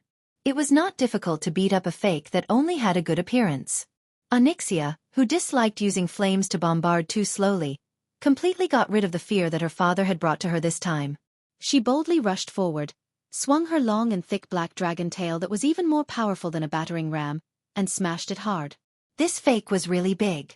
The stone dragon that was purely driven by elements and part of the soul fragment could be said to be terrible in terms of agility. After receiving a series of heavy blows, the fake Nesario finally could not hold on any longer, and his movements clearly slowed down for a moment. The Black Dragon Princess, who was even more petite, seized the opportunity to do a 3.5 somersault with a degree of difficulty of 4.0, and hit the former's chest with a spiral flick of her tail. The terrifying blow caused the stone chest to cave in deeply. Terrifying cracks spread in all directions layer by layer, and the dragon-shaped shell burst into pieces. The remnant soul of Nesario, which was attached to the stone dragon body, let out a shrill soul wail. He tried hard to control the unfamiliar body in an attempt to launch a counterattack. Unfortunately, Onyxia, who was full of confidence, was even more at ease in the battle. In Xueqi's opinion, her attack was as ridiculous as using a plastic serrated knife to cut a 1,000-year-old tree. In fact, her destruction was quite efficient. The stone dragon body parts, large and small, were crushed under her attack. Like a bulldozer, she quickly shoveled away a huge sand sculpture called Nesario, piece by piece. Soon, when the chest of the fake was blown up, a scarlet crystal was revealed. Xueqi, who was observing from Stormwind City, could not help but exclaim, F***CK. I've never seen such a big heart of the mountains. This mysterious gem, which theoretically could only be born in huge mountains, had quite amazing earth elemental magic. Unexpectedly, N'Zoth was so awesome that he found such a big one and used it as the core of Nesario's substitute. Although Xueqi wanted to tell Onyxia not to touch this thing, it was too late. The black dragon, who was immersed in the fact that she had defeated her father, smashed the small house-sized heart of the mountains with her tail. Boom! With a loud sound, the huge stone dragon body collapsed and shattered, and every dragon-shaped part on its body began to fall apart on its own. It was as if there was a meteor shower in the sky, and huge rocks fell into the sea 10 kilometers away from Stormport. Chapter 1756. Dong, dong, dong. The sound of the boulder falling into the sea was like the drumbeat of victory. Onyxia's heart leaped with joy. Ha! I finally dared to make a move against father. Sure enough, even that fellow Nesario is afraid of Xueqi. The black dragon's words naturally had two meanings. First, she had finally surpassed herself and dared to use her dragon claws on someone she once thought to be absolutely terrifying and someone she would never dare to disobey. Second, even someone as terrifying as the wings of death still had to walk around Xueqi when they saw him. This was a simple and straightforward reason. If Nesario was really that powerful, why didn't he just kill his way to Xueqi's doorstep and start a war with him? From the beginning to the end, Xueqi had released his elemental fluctuations and clearly told all his enemies, I, Duke Marcus, am waiting for you in Stormwind City. Perhaps it could be said that Xueqi was arrogant, but it could also be said that Xueqi was sinister. After all, whoever dared to come to Stormwind City would be swarmed by the demigod powerhouses who had been waiting for a long time through the portal and devoured the intruder. However, Nesario was terrified. This was real. He didn't even dare to personally issue a challenge, so he sent an unpresentable stone substitute. If this wasn't cowardice, what was? Wahahaha. Nesario is terrified. Wings of cowardice. You don't even have the courage to face my master, so don't pretend to be the best in the world. Let me tell you, if my master can destroy you once, he can destroy you a second time. Onyxia laughed wildly as she looked at the sea where Nesario's substitute had fallen. Although the object of her ridicule was her father, the messy affairs of the Black Dragon clan and the terrible family relationship that was prone to killing each other were just like that. Duke Marcus, just you wait. Once I destroy Azeroth, I'll see what use a demigod like you will have. Nesario's roar came from the void. At this moment, Xueqi's virtual image also appeared and landed on the special seat above Onyxia's neck. Even though she knew that Xueqi's main body wasn't here, the Black Dragon Princess still cooperated and allowed Xueqi to ride her. She flapped her long dragon wings and hovered in the air. Oh! Since you're dead, Nesario, you should wait quietly for your soul to dissipate. Why did you come here to court death? But if you have any tricks up your sleeves, just come at me. I'll take them on. Xueqi raised his head at a standard 45-degree angle, exposing his nostrils in the direction of Nesario's spiritual sense. That's right. He just scoffed at it. Nesario didn't even have the guts to show his face. Similarly, Xueqi didn't have to come in person. He just had to give a magical 3D image. Hehehe. Let's see if you can still be so confident after the world you're so proud of is completely destroyed. After a sneer, Nesario's divine sense disappeared into the void. Phew. Xueqi's projection exhaled, then looked down at Onyxia. Come back first. Yes, master. Her shiny black dragon tail was wagging like a cute puppy. It was obvious that she was in a good mood. In Stormwind City, Xueqi quietly watched the changes on planet Azeroth through the mage's eyes that the magic net had set up all over the world. The cataclysm had finally begun. Most of the changes were as Xueqi remembered. The biggest problem on the Alliance's side was still the collapse of the Boulder Dam, which directly changed the landscape of the wetlands and Loch Moden. Loch Moden was the source of food for the Bronzebeard dwarves. They couldn't expect the icy Dan Molar to produce enough food for hundreds of thousands of Bronzebeard dwarves. It was foreseeable that the dwarves would cooperate more closely with the Alliance. The Iron Furnace Fort could only buy food with the money from selling machinery and firearms if it became a purely industrial country.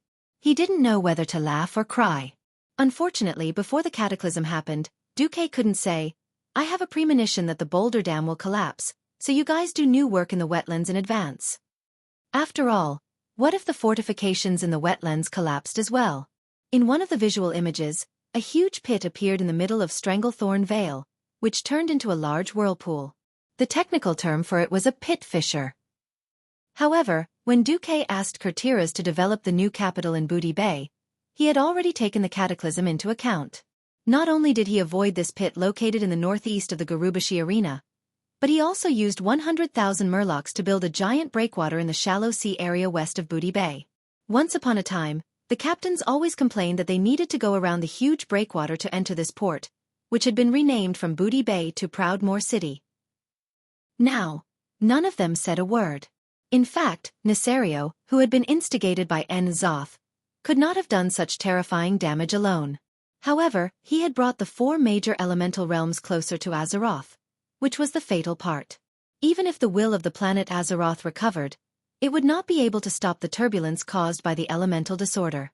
Moreover, in order to kill Thun back then, the planet had already suffered serious injuries. To recover from injuries of this level, the time needed by the will of the planet was often measured in units of hundreds of years. Even though it had suffered injuries of this level, the will of the planet only sent a vague question. If translated into human language, it would only be one sentence: what happened?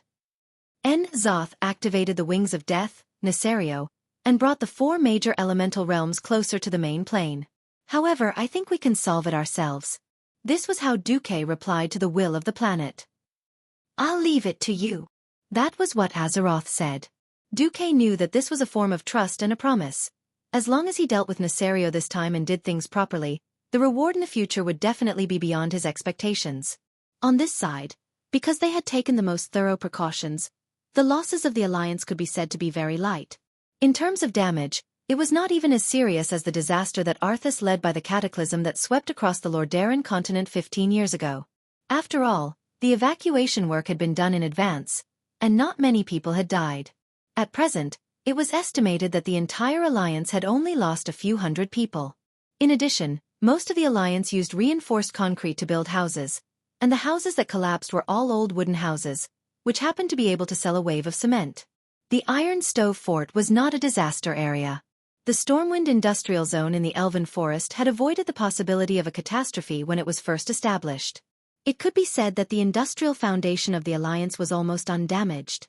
As long as they spent some time, the Alliance could take the opportunity to get rid of the old and welcome the new. They could replace the old houses and backward handicrafts, and turn the entire Alliance into a blessing in disguise and usher in a new life. Phew!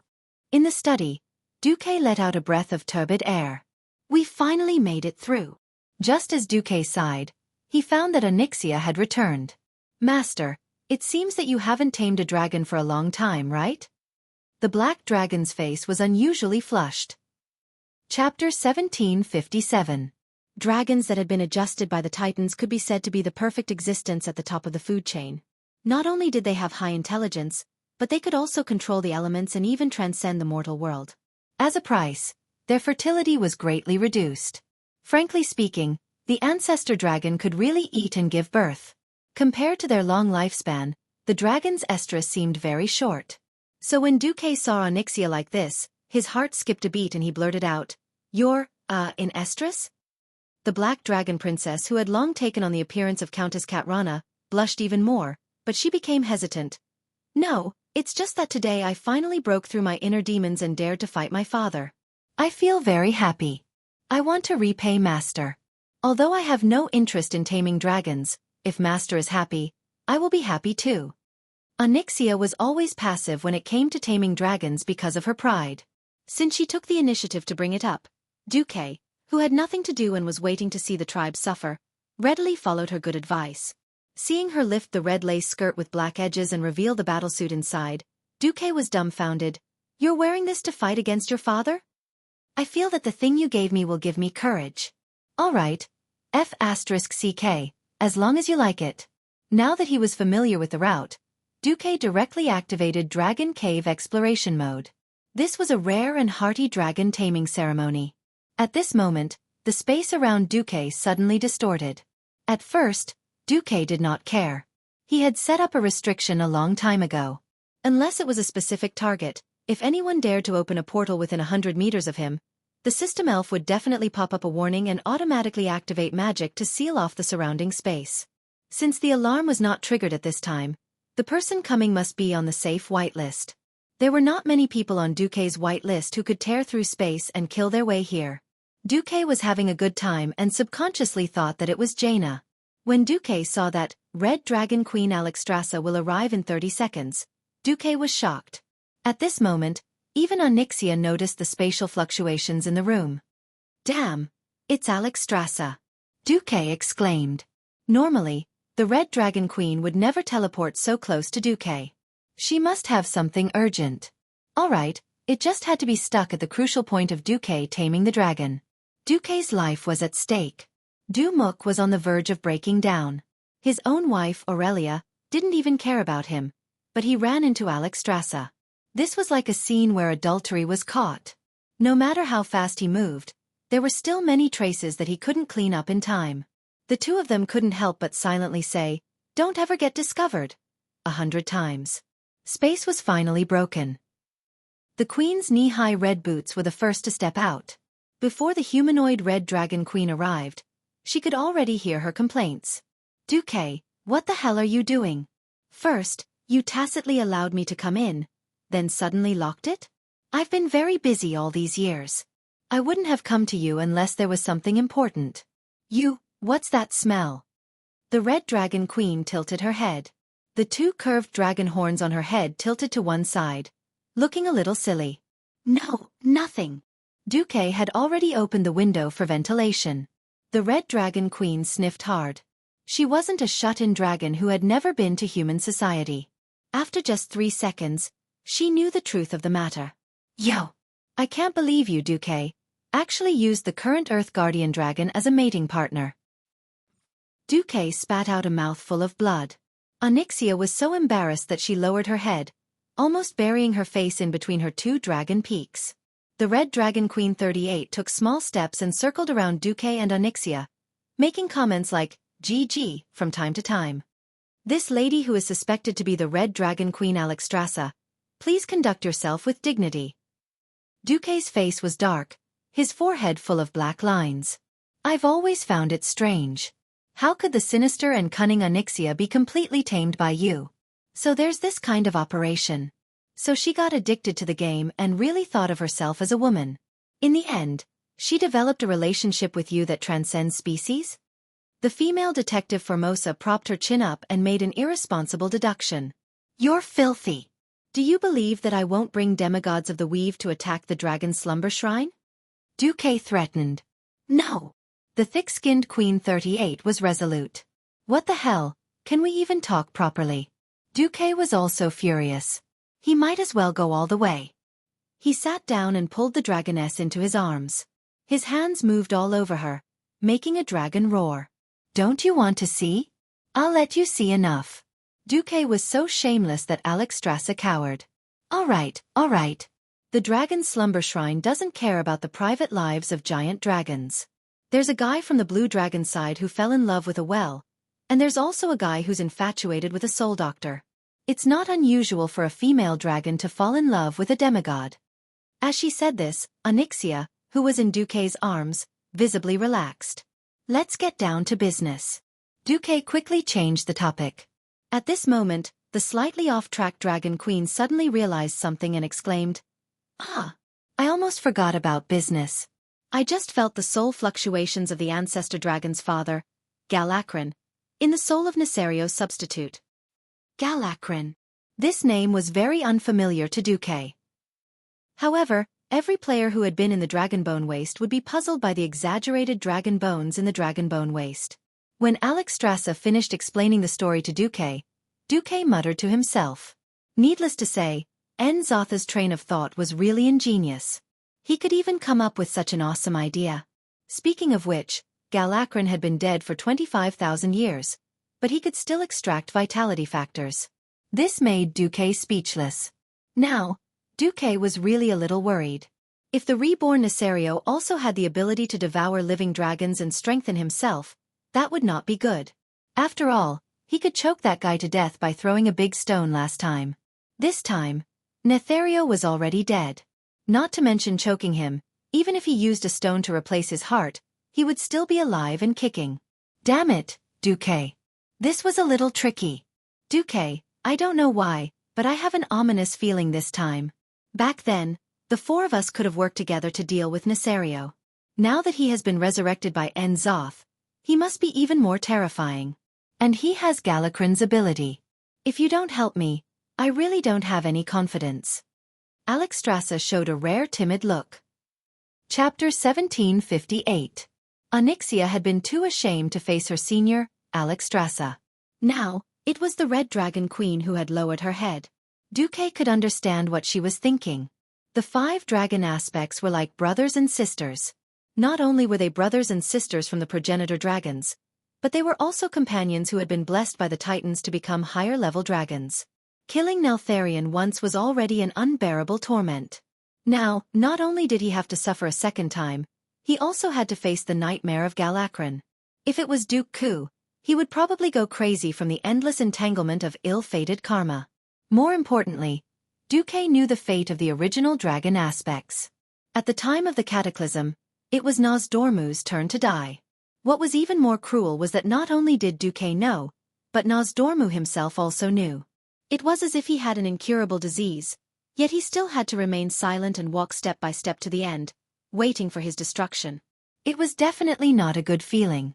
However, the Bronze Dragon King had not said a word from start to finish. After sighing, Xueqi smiled. Who do you think I am? If I don't help you, who will?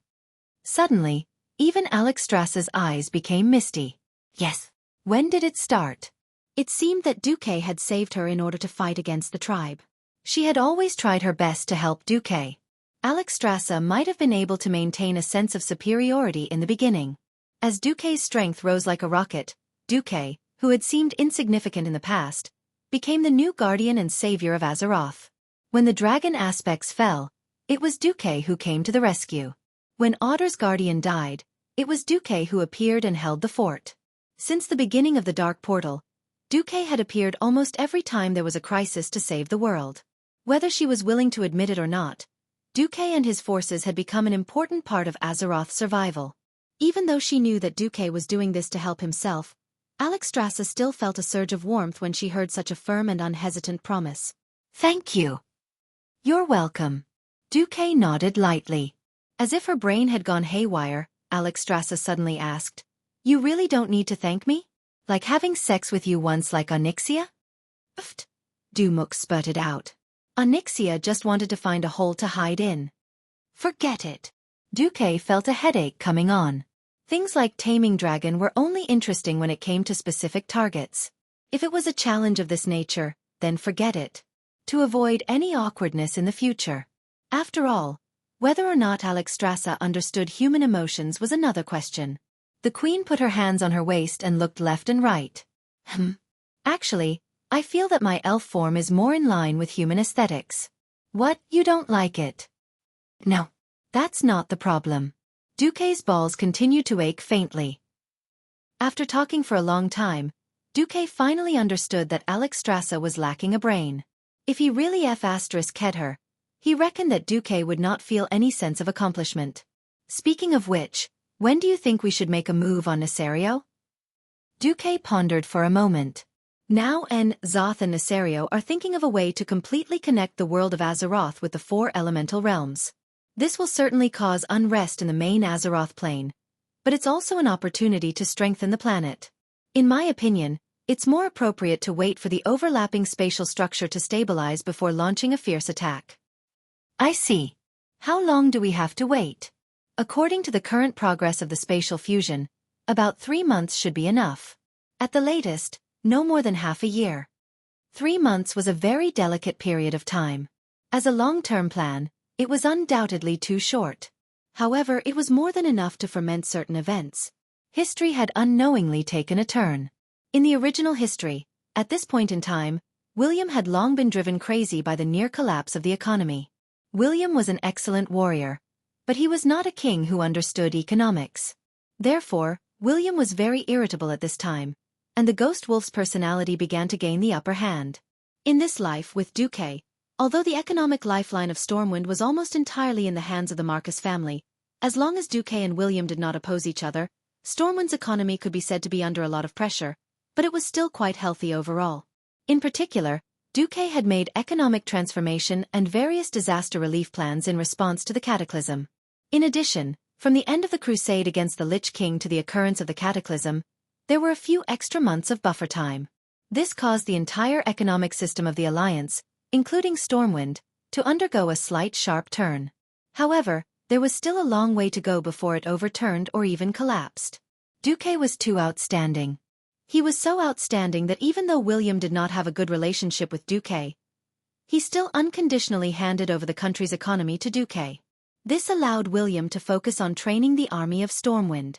The only thing that William was unhappy about was that his son, Anduin Rin, was too soft. He was like a wimp, and not manly at all.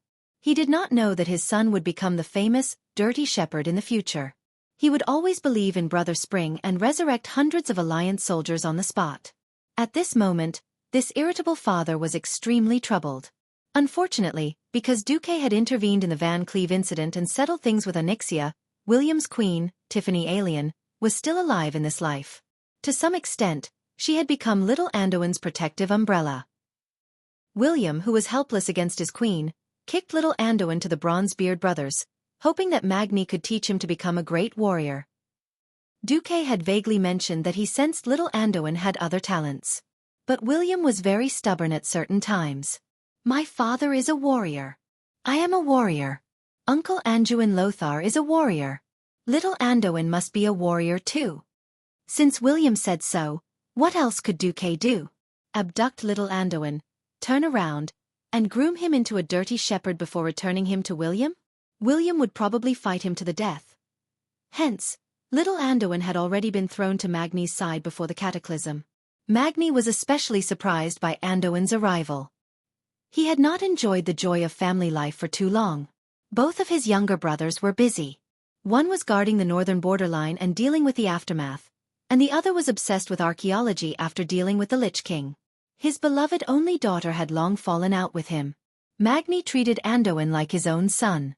The Dwarf King often called the little prince to his room to eat and chat, and enjoyed the time as a father and son. He especially requested Anduin not to call him His Majesty, but Uncle. Chapter 1759.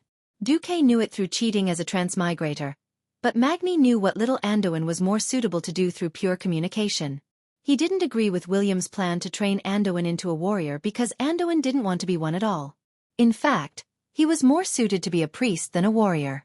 For this reason, Magni even gave Anduin the Bronzebeard family's holy hammer, Crusher of Fear, which had been passed down for generations in the Bronzebeard family. This hammer of magic damage would shine in the right hands, and Anduin was such a person. In short, Anduin enjoyed the happiest period of his life in the Iron Furnace Castle. Unfortunately, happy times were always short-lived. Now, Magni had another important thing to do. Uncle Magni, do you have to go?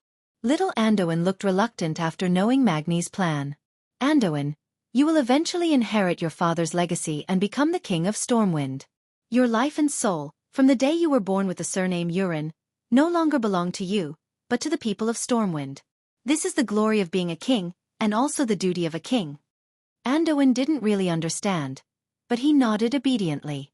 Magni solemnly placed his hands on Anduin's shoulders, who could already be considered a youth.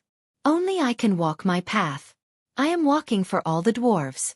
This is everyone's hope, and also my own choice. Anduin pursed his lips and nodded again. Unlike the original history, this time, Magni chose his own path after knowing most of the situation. Under the guidance of Rock Warden Alcavan, Bu Lang didn't have to spend much effort to find the designated stone slab in Odor. It was a treasure left behind by the Titans, and recorded on it was the method to communicate with the earth element. It was called Earth Slab. Magni knew the value of this gift from Alcavan, and took it very seriously. After some research, he looked for Xueqi, and expressed his wish to follow Alcavan's guidance to conduct an ancient ritual according to the records on the stone slab, and attempt to communicate with the earth in order to break through to the realm of demigods. I am most worried about the fate of the dwarves, and also worried that if I leave for too long, it will cause political unrest. Also, I'm afraid that the ritual will cause an earthquake and destroy the iron furnace fort, so I want to open the old iron furnace fort. In the end, Xueqi could not help but reveal a spoiler. No, I tried to further interpret the Titan language on the slate. Although it wasn't 100%, according to my estimations, the power of this ritual would be quite mild. The only problem is that, as an earth type, you've probably been a demigod for much longer than Servanas and I. How long was it? Muradin, who had rushed back, asked. According to my estimation, it will probably take several years. It shouldn't be more than 10 years. What Xueqi said was an estimate, but those who were familiar with Xueqi all believed that Xueqi had seen too many things in the long river of history. Perhaps because of the restrictions, Xueqi could not reveal too much, but everyone understood. Magni made his final decision. Iron Furnace Castle cannot be without a king for a day. So be it, Muradin. You will inherit my throne, and then I will perform the ceremony. If I'm lucky enough to succeed, I'll come back and be the guardian of the Iron Furnace Fort. No. The throne is yours, big brother. I only agree to manage the Iron Furnace Castle as the acting king when you're gone. When you return, the throne will still be returned to you. No, second brother, Big brother, you're taking a gamble for the future of the dwarves.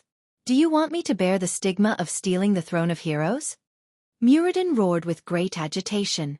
In the end, under Muradin's insistence, Magni finally gave in and agreed to let Muradin be the acting king. It was different from the original history where he had to communicate with the earth to seek answers because of the elemental riots. Now, Magni was doing it with a clear goal, and had arranged everything in advance. This way, even the elders of the Bronzebeard dwarves could not say anything. There was no so-called succession ceremony. It was just a gathering of the ministers and the handover of government affairs. Muradin Bronzebeard became the acting king, and while Magni's soul slept, he held all the power of the Bronzebeard dwarven king. It's time. 3 days later, under the watchful eyes of Xueqi, Muradin, Bulang, Kudrin Wildhammer, Rockwatcher Arkavan, and a group of dwarven elders, as well as the dwarven guards in the secret chamber, Muradin activated the ritual of connecting his soul to the earth. The earthen yellow radiance filled every inch of the magic array that extended from the stone slab. The earth bore all things. The earth nourished all things. The richness of the earth was not something that water, fire, and wind, the 3 more intense elements, could compare to. Under the watchful eyes of hundreds of pairs of eyes, Magni Bronzebeard's body slowly changed. It was a stiffening that spread from the soles of his feet. Arkavan used his deep voice to guide Magni. Do not be afraid. The essence of dwarves is the earth spirit. You have just returned to the roots of your race.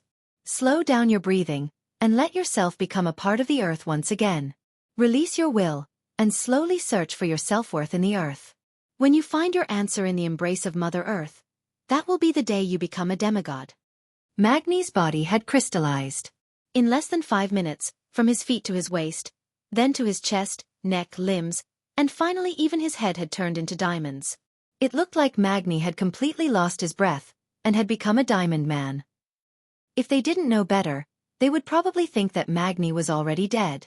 This was the case in history, and Muradin and Bulang had no intention of taking the throne, and were even more unwilling to snatch the throne of their not-yet-dead brother under such circumstances.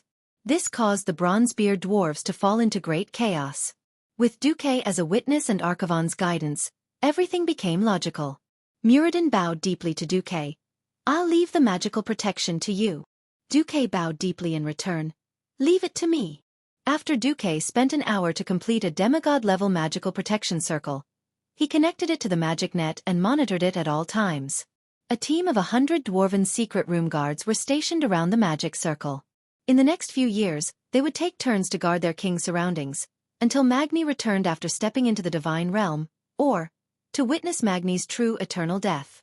While the dwarves were transitioning their power, A terrible political storm was brewing on the tribe's side. Thrall had lost control of the tribe. Answer me. Great Chief, what exactly caused the tribe to weaken and degenerate? Tens of thousands of orcs gathered in Orgrimmar's Valley of Wisdom, Valley of Power, and Valley of Spirit, letting out earth-shattering questions. Chapter 1760. Agrima, who was surrounded by mountains, paced back and forth in the sky above the ruined main city. Through the wooden walls of the Great Chieftain's hall, it went straight into the ears of everyone inside. Great Chieftain, I'll go and disperse those ignorant brats. Varrock was indignant. Not only him, but the other guards of the Great Chieftain were the same. Thrall waved his hand and smiled bitterly. What if they don't want to leave? Then beat them up. What if those young people impulsively use weapons? Varrock hesitated. Was he really willing to suppress his own people with blood? On the contrary, young Salyafar was even more irritable.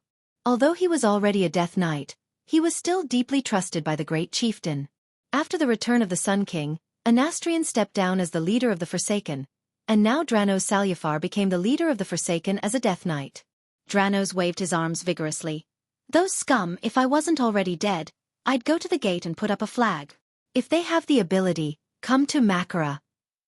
They refuse to obey the leadership of the strongest and dare not challenge. What kind of traditional beast men are they? Thrall didn't say anything. He looked at young Salyafar with infinite regret. If possible, he would have preferred Dranos to be his successor. Unfortunately, this kid died in the hands of Arthas, even if he regained his freedom after becoming a Death Knight. But a tribe dominated by beast men couldn't have a Forsaken as the Great Chieftain. At least not in the current atmosphere. Wajin spoke. Great Chieftain, I smell a conspiracy. In fact, I would suggest that we immediately send more people and encourage those who are dissatisfied to directly launch Makara. Let the challengers first challenge the various chieftains, and then challenge the Great Chieftain as a chieftain. If you can win a few rounds, the atmosphere of the tribe will be much better. The bitter smile on Thrall's face became even more bitter. What's the point of just stabilizing my rule? If the tragic state of the tribe can't be improved, then it's meaningless for anyone to be the Great Chieftain. Standing in the Great Hall of the Chieftain and looking out through the window, most of Orgrimmar was moaning in the ashes.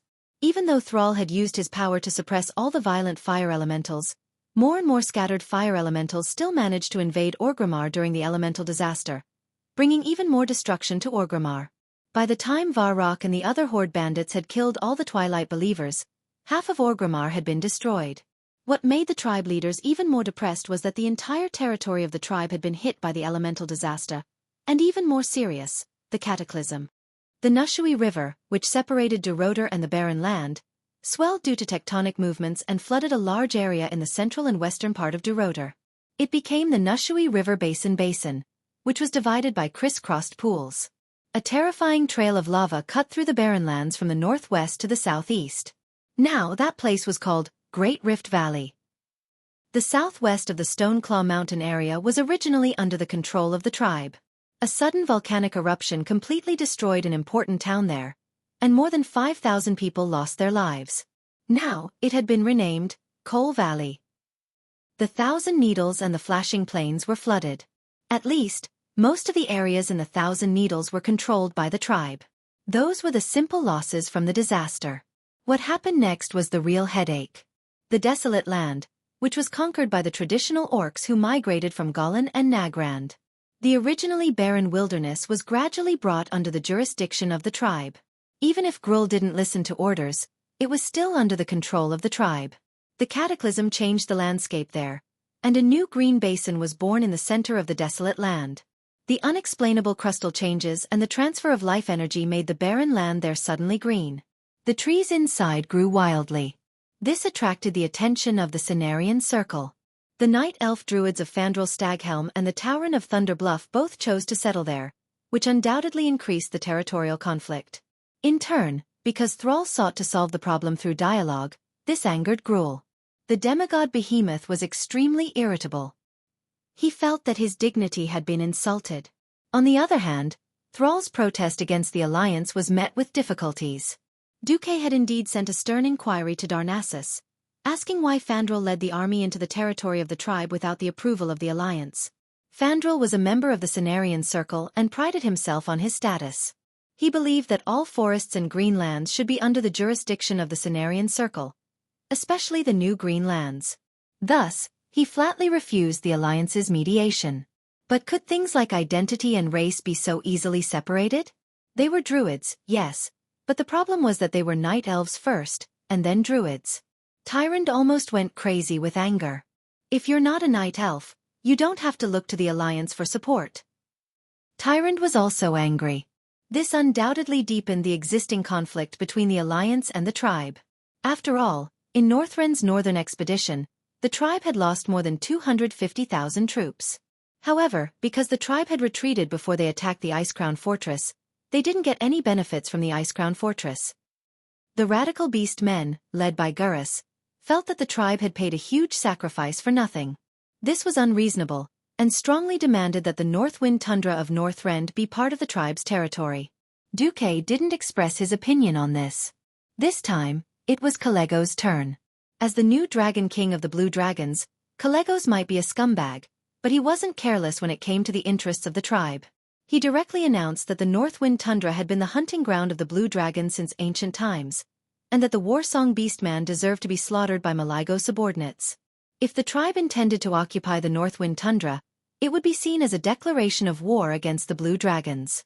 The 5-colored dragons were of the same breath. Now that the Blue Dragons had set things right, Alexstrasza directly came out to support Kalegos.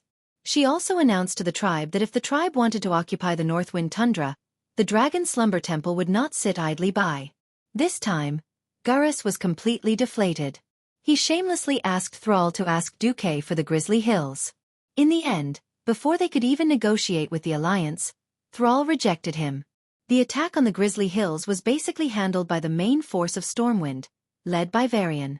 Even if it was incorporated as territory, Stormwind would have priority. Chapter 1761. The Horde didn't have the strength to threaten the Alliance, let alone their position. As a great leader, Sal's charisma was unquestionable. He abided by his principles and couldn't bring himself to ask Xueqi for territory, especially on the Eastern Front where the Horde didn't participate. Being principled was Sal's strength, but it was also Sal's weakness. If he was more ambitious, the Horde might be more aggressive and have a wider territory than it was now. Conversely, Xueqi wouldn't have allowed the Horde to exist until now. After receiving news of the Horde's internal strife, Jaina immediately went to find Xueqi through the portal. How will the Alliance deal with it? Theramore is already under martial law. In this life, Jaina didn't have any sympathy for the orcs because Xueqi deliberately tricked her when she was young. It was even more impossible for her to have an unclear relationship with Sal like in history. If Theramore had been established for her own cause, after she became Queen of Bakur Tiras and moved the focus of Bakur Tiras to Hidden Treasure Bay under Xueqi's suggestion, Theramore's position changed. Now, Theramore was not only a window of communication between the Alliance and the Horde, but also a bridgehead for the Alliance to invade the Horde's territory when necessary. Apart from retaining the necessary functions of military logistics and a trading port, Theramore was purely a stronghold. Faced with Jaina's question, Xueqi smiled and shook his head. The Horde's current conflict is just the inevitable result of their expansion being suppressed. In fact, solving the conflict is very simple. As long as there is enough territory to settle the excess orcs who migrate from Nagrand and let them live and develop, then nothing will happen. Jaina immediately understood Xueqi's position. Her pretty face was full of cold sneers. If the Horde's territory is not enough, the Alliance has the obligation to fight for new territory for them? If it's not enough, do we have to cut our own flesh and feed it to these green-skinned creatures? After all, they were the leaders of the Alliance, not the chiefs of the Horde. How could they do something stupid and give away their own territory just for the survival needs of the Horde radicals and their endless greed for territory? It could be said that 15 years after the Beastmen arrived at the Kalimdor continent, Xueqi had been secretly restricting the development of the Beastmen, and it had finally paid off. Xueqi's plan was very big, and no one in the tribe noticed. By the time Sal and the others found out, the Alliance had already stopped the development of the tribe. In the Kalimdor continent, there were many ownerless lands. Whoever could occupy it first and stabilize it would develop well. Moreover, Xueqi and Sar both knew that if Azeroth hadn't been threatened by so many evil forces, the Alliance and the Horde would have already started a war. Since there was no way to start a war, the game between the Alliance and the Horde would be reflected in their own development. The tribe's population was small, and their economic foundation was even worse. They were destined to need to develop at a faster pace in order to obtain strength that was close to that of the Alliance. The original history was that the Lordaeron continent was completely destroyed, and the Alliance's strength was greatly reduced. The Horde took the opportunity to catch up. Xueqi's appearance not only saved the Lordaeron continent, but even revived the 3 destroyed kingdoms of Lordaeron, Alterac, and Stromgarde. Coupled with all kinds of black technology and economic policies that transcended the era, the Alliance's economic strength and military strength were far above the Horde's after 10 years. That made Sal even more afraid to start a war. However, the situation had now changed. The influx of more than 2 million orcs from Draenor had indeed greatly increased the population of the Horde, but it had also brought a heavy burden to the people's livelihood. The continuous natural disasters, as well as the Calamity Army and other dark forces causing trouble, made the orcs who had escaped the destruction of Draenor feel like they had just escaped the tiger's den and entered the wolf's den. When the cataclysm broke out, the internal contradictions that had been accumulating for a long time were finally fully exposed. Orgrimmar, and even the entire Horde, were now like a powder keg. With just a little spark, there would be a big explosion that would blow the Horde into pieces. Does Sal dare to lead the Horde to war with the Alliance? Jaina asked. Xueqi shook his head. It's precisely because Sal is rational and is the orc who knows the Alliance the best in the entire Horde that he doesn't dare. On the contrary, ignorance and recklessness make him fearless. Jaina immediately understood what Xueqi meant, and the sarcasm on her face intensified. Those orcs whose brains are still stuck in the prehistoric era really think that the Alliance is the sparsely populated Draenei? Traditional orcs were extremely barbaric. If they were unhappy, they would fight. If they were unhappy, they would fight. Anyway, they would fight for territory every day. How could there be no deaths? If they lost, they would admit defeat. If the other party did not let them go, they would simply exterminate the Horde. Over thousands of years, countless clans had disappeared in the long river of history, and countless ambitious orcs had become independent from the old clans and created new ones. Back then, the orcs had established the old Horde, launched a war against the Draenei, and won. In fact, there were several important reasons. First, the absolute value of the population was disproportionate. Before Draenor was destroyed, the Horde had a population of at least tens of millions. And the Draenei were automatically chased by killed Jaden's Burning Legion, and had never exceeded 1 million. The Draenei had lost too much technology, and only had holy light magic left. This allowed the Horde's population advantage to play a role. In addition, Killed Jaden had given Gul'dan evil magic and nurtured a large number of warlocks among the orcs, which largely offset the advantage of the holy light. And now, the Alliance had popularized modern weapons on Earth with TNT explosives as the core, and there was also the magical black technology of the flying fortress and flying battleship. Not to mention that the Horde had less than 3 million people. Unless all the warriors in the Horde were professionals who had stepped into the hero realm, even if there were 10 times this number, they would not be a match for modern artillery. Was it so easy to produce a hero realm expert? Including the morning-level mages, at most, whether it was the Horde or the Alliance, they could only reach 4 digits. After hearing Jaina's words, Xueqi also sneered. If you want to destroy someone, you must first make them crazy. The Horde is already a crazy train heading towards hell. No matter what Sal does, it will only delay the speed of their descent into hell. If we don't fundamentally remove the influence of the traditional orcs, the Horde is destined to be destroyed. As Xueqi concluded this, Sal, who was in Orgrimmar, turned his head and pointed at a stack of documents. Do you see this? Even the Horde's reports for recording important events use the Alliance's paper. Do you really think that the Alliance's lead over us is in a single area? No. That's an all-round backwardness. Unfortunately, many little bastards think that even if these technologies are really useful, as long as we defeat the Alliance, we can get all the Alliance's technologies. Varroc's voice was full of bitterness. Chapter 1762. Ridiculous! Is the technology of the Alliance so easy to steal? The one who spoke was the boss of the Goblin Rustwater conglomerate, the Prince of Trade. Sal never really believed this despicable goblin. Garavex became the king of trade by exploding, selling out his goods, or betraying everyone he knew. When Calero Volcano erupted, only Garavex had a refugee ship. He charged every refugee their life savings as a fee. Then he packed up every goblin in the upper class like sausages, ready to sell them as slaves. The monster-like Garavex betrayed all his people for more almond coins. During the Second Dark Portal War, he became the chairman of the Copper Street Joint Venture, a consultant of the Tinkerers Alliance, an important goblin in the Trade Alliance, and the second richest person in the Rustwater conglomerate. He called himself. After a few months of plotting, he killed the former king of trade Marty at a banquet. Through various pretenses and small businesses, he owned most of the former's property in the Trade Alliance, stole the land under his name, and finally became the new king of trade. If the Alliance hadn't ruined all of this despicable guy's businesses and sealed off all his bloody ways to make money in the Alliance, he probably wouldn't have become the Alliance's mortal enemy and turned to the Horde. In fact, although Sal disdained to steal the technology of the Alliance, he never stopped Garavex from sending people to steal technology from the Alliance.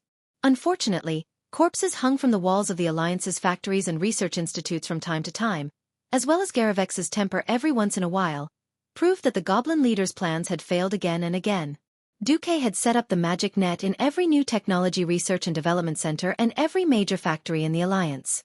Those soul guards who never needed to sleep monitored every corner of every important place in the Alliance through the magic net. Except for no more than 20 gnome craftsmen, including Jerbin, no one in the entire Alliance had a complete set of new technology. The most frightening thing was that the greatest inventor and leader of the Alliance's new technology happened to be Duke Marcus himself. If it was someone else, they might be able to cut off the Alliance's momentum through abduction or even assassination. But this scummy goblin leader would never be able to deal with a real demigod of Azeroth. The Alliance could export a lot of products to the Horde, but they would not export any new technology that was close to the forefront of the Alliance's technology. The gnomes, with their vile personalities, only had the ability to steal and modify. When it came to research and development, the gnomes were far superior to the gnomes. For example, the flying battleships. Until now, the gnomes had yet to create a flying battleship that could fly for 100 hours without any accidents. The Alliance had already begun to develop the third-generation propeller and Titan anti-gravity hybrid flying battleships. Anyone with a brain would feel despair at this gap. However, the group of Nagalan orcs, who only had cold weapons in their minds and were close to primitive people, still had fanatical confidence.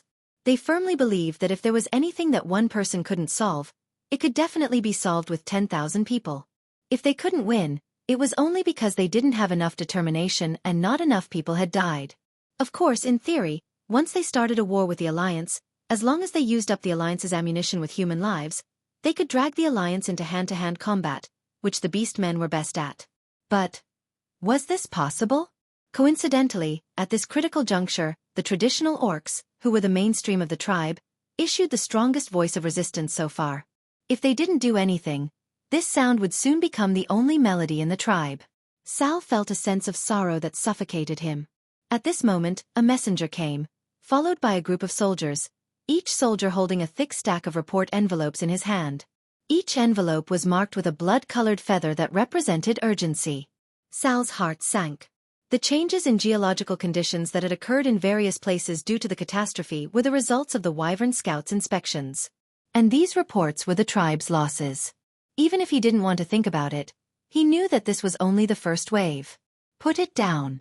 Sal ordered a little dispiritedly.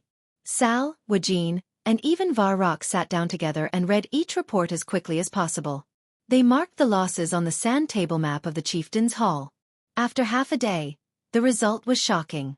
Since the day of the catastrophe, more than 100,000 tribespeople had died. Some died in the disaster, and more than 70% died under the raging elementals. There were reports of patrols and garrisons being attacked everywhere, but with the weapons in the hands of the orcs, it was difficult to cause any effective damage to the fire elemental creatures. The shaman was simply in short supply. Sal finally made a decision to convene a small meeting of the leaders.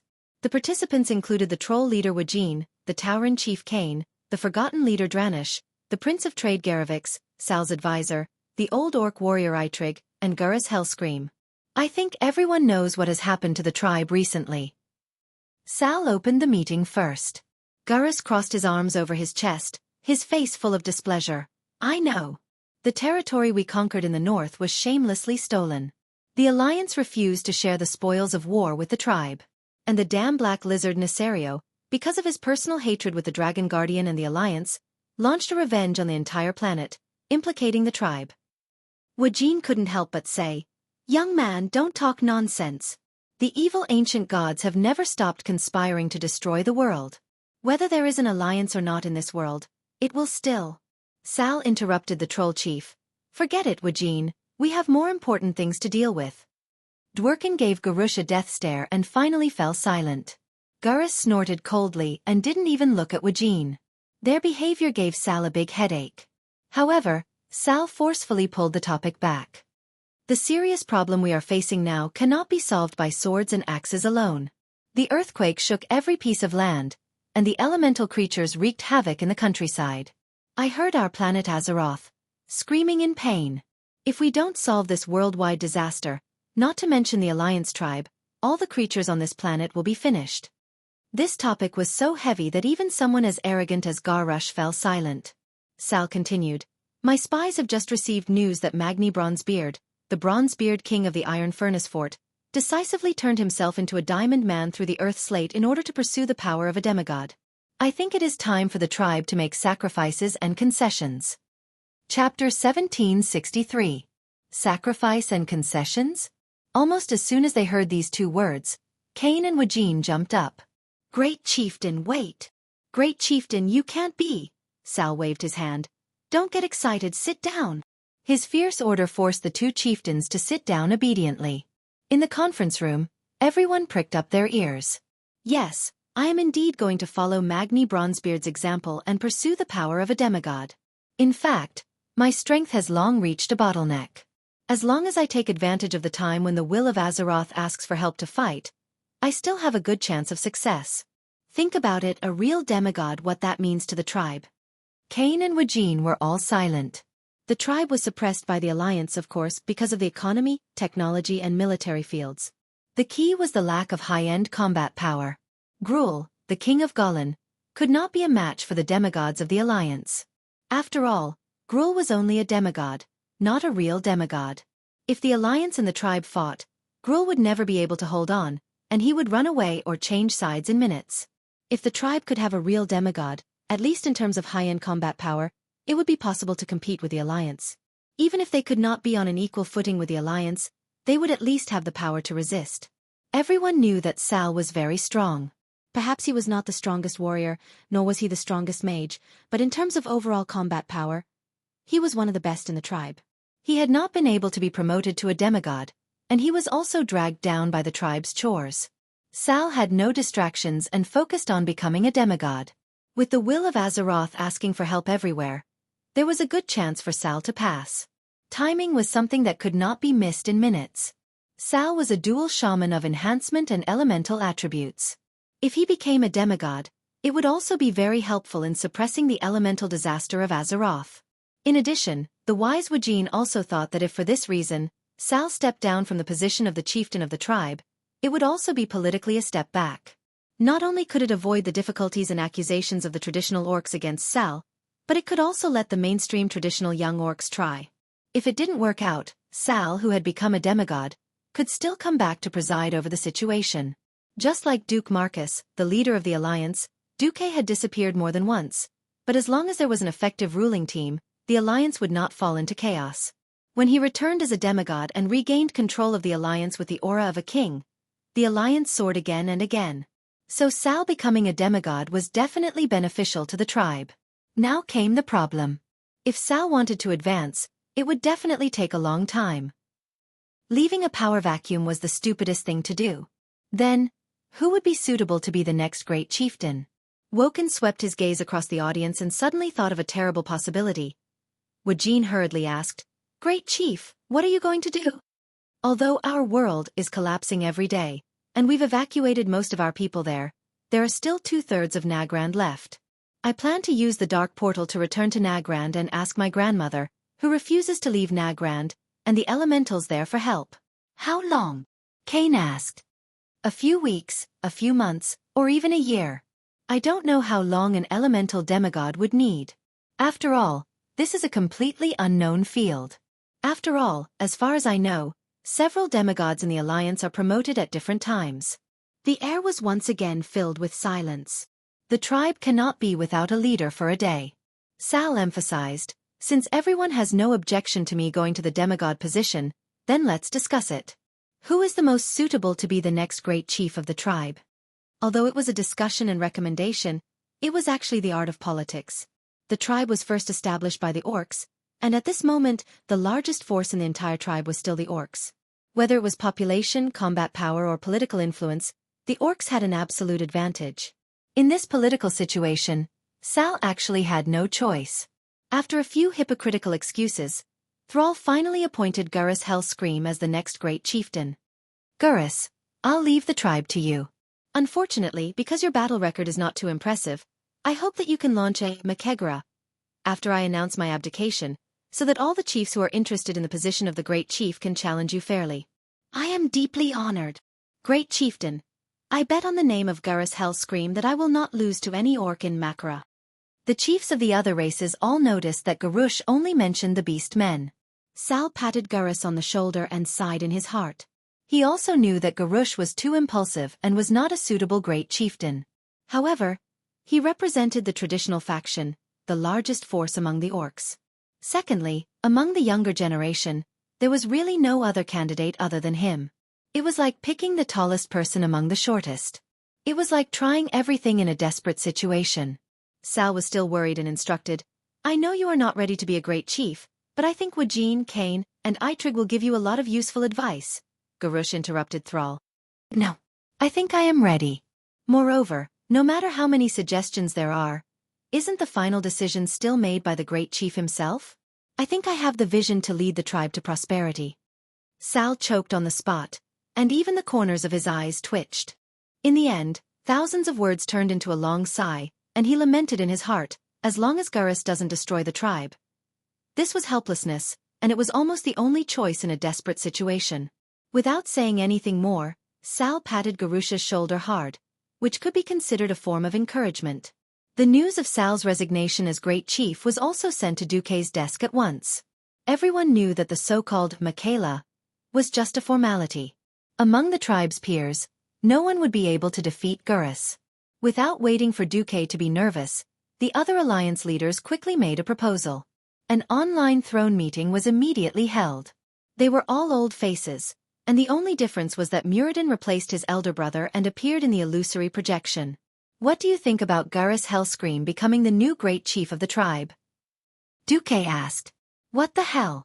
That guy has a screw loose. Muradin was the first to complain. I've had enough of this guy in the Northwind Tundra. How stupid is the tribe to elect such a great chief? The leaders of the alliance quickly reached a consensus after talking for a while.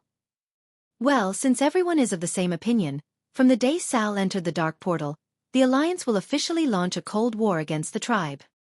Chapter 1764. I'll just quietly watch you show off. I'll never interrupt you. You're brainless and looking for trouble. Duque, the commander of the alliance and demigod of the Weave, had once again used an unreliable children's song to make his two daughters giggle. Aurelia could not stand it anymore and came forward to stop him. Who knew that Duque would actually grab her by the waist and carry her to the next room to practice swordsmanship? Ah, you. What time is this? I still have to look after my daughters. Aurelia exclaimed. Don't worry, don't we still have Sasha? Anyway, any one of you can support 2 babies. Duque said shamelessly. You. Although this was not reliable, it was the truth. Plus, she had been pregnant for quite a long time. No matter how strong Aurelia's maternal instincts were, she was still a woman. The accumulated pressure was released by Duque in a few attacks.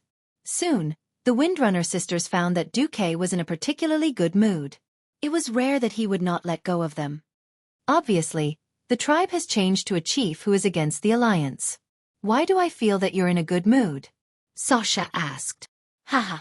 Gurus Hellscream, I prefer to call him Brainless Howl. Sal thought that as long as he was not too wasteful, it would be fine. Even Sal himself probably couldn't imagine how brainless he could be. That is an existence that can constantly refresh a human's understanding of the bottom line of IQ and EQ.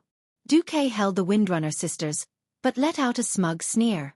It was the smile of a hunter watching his prey foolishly fall into a trap. Sal's judgment of the general trend was indeed not wrong. Azeroth was still in a constant state of trouble and suffering one disaster after another. Anyway, as long as powerful foreign enemies continued to exist, the alliance would not launch a full-scale war against the tribe.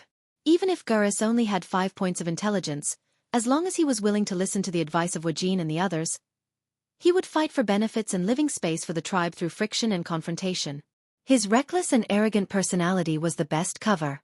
Sal firmly believed that the think tank he left behind could hold the tribe's situation, or at least not collapse. Obviously, Sal had underestimated Garush's recklessness and the alliance's reaction. In the Makara, that was supposed to be a routine event, Garush killed a chieftain from a medium-sized clan White Eagle, with a single swing of his axe. In the death duel of Makara, it was normal for someone to die. The problem was that the White Eagle chief had laid down his weapon and begged for mercy. According to tradition, surrendering was a great humiliation, but the victor should not humiliate the loser and should spare the other's life. Garush, however, despised the other party for being a coward and still killed him without a care in the world. Then, Gurus made a bold statement. If any chieftain other than the beastmen dares to come down, I will kill every single one of them. This undoubtedly cast a dark shadow over Makara. Everyone knew that the leader of the tribe had to be an orc. When Sar established the new tribe, he promised that the chiefs of other races would have the same status as the orc chief. Wasn't Garush slapping him in the face by saying that? Kane, Wajin, and Delano all had ugly expressions on their faces. Makara ended without any suspense. Among the younger generation, only Delano had a chance to defeat Garush. Of course, the young Salyafar wouldn't tear down his father and Sar's stage. As a result, Brainless Roar easily won with a crushing momentum. He succeeded as the Great Chieftain. After officially becoming the Great Chieftain, Wajin's first suggestion was to issue a notice to the Alliance. After all, the Horde and the Alliance were in an alliance, and the Horde also needed the Alliance's food to relieve the refugees. Sending a notice and hoping that the Alliance would send a king to participate in the Great Chieftain's succession ceremony was etiquette and a show of respect for the Alliance. Who knew that Garush would refuse? I am the Great Chieftain of the Horde. I only need to get the approval of the Beast Men. It has nothing to do with the other races, nor does it have anything to do with the despicable alliance that once enslaved our compatriots. I didn't immediately start a war to seek justice from that shameless alliance that stole Nascent's land. That's already for the sake of the Covenant. His speech, of course, won the cheers of the young beast men, but it made the faces of the chieftains of the major races quite ugly. Because he had just scolded the Trolls, Taurens, and Forsaken. The few big shots could only stiffen their faces and smile politely, pretending that they had heard wrong. Wajin's heart sank. He vaguely guessed Sar's thoughts. Judging from the results, Sar might have gone overboard. As the contact person who often contacted the Alliance's throne conference, Wajin could only trouble himself to let the troll mage open a portal and go to Stormwind City. The first place Wajin went to was not the Alliance headquarters in Stormwind City, but Duke Marcus Mansion. I came this time to inform the Alliance that our former great chieftain, Sar, decided to go back to Nagran to seek help from the elements in order to figure out the truth of the elemental rebellion. And the new great chieftain, Garush Hellscream, has officially taken office today. He is the son of Sir Marcus' only Beastman General, Grom Hellscream. Wajin had already said it very tactfully. He couldn't say that Sar, in order to avoid the Alliance's monopoly of demigods, ran away to practice, and when he came back, the Alliance would not bully them. Instead, he mentioned Howl's name indifferently and directly pointed out his relationship with Howl. This was the hope that the Alliance would look at the Buddha's face. Who knew? Oh. Sorry for troubling Sir Wajin. The Alliance knows. Sir Wajin, you can also go back. Wajin was directly slammed at the door. If it was someone else who treated Wajin like this, Wajin might be able to use his identity to suppress the other party. Unfortunately, it was Vashti who gave him a sanitary eye. The dignified Queen of the Fangs, now the demigod of Lake Azeroth Lordamir Lake, Vashti, dressed in a black and white lace-made dress, guarded the door for Duque. Although it was said that Wajin gave a cold shoulder to a maid, the maid was too awesome. Anyway, Duque was the only one in the world who could let a demigod guard the door. Wajin was still a little unwilling to give up. Excuse me, is Sir Marcus busy now? If you're not busy. Before Wajin finished speaking, he heard Dumuk's unique voice coming from a room not too far upstairs. I'll just quietly watch you. This was an off-key singing. Giggle. This was the laughter of a little girl. Wajin's awkward smile was lost. Vashti crossed her hands, gently pressed them on her lower abdomen, and put on a very formal smile. My master is indeed busy. There are not many important things in the world that are qualified to disturb the master. Even when Neltharion ran out earlier, he only dared to use a substitute to shout a few times. You still have to get out. The subtext was, Wajin should also get out. Wajin could only casually say a few compliments and leave. Chapter 1765. Woken's scalp went numb. As the highest leader of the Alliance, Duque's attitude meant that the upper echelons of the Alliance had reached a consensus. Wajin naturally knew that Garrus had a very bad relationship with several leaders of the Alliance during the northern expedition to No Scent. For example, the few dwarf leaders guarding the Fearless Fortress. From the looks of it, the Alliance's unity against external enemies was quite serious. No. He should have seen through the tribe's clumsy excuse.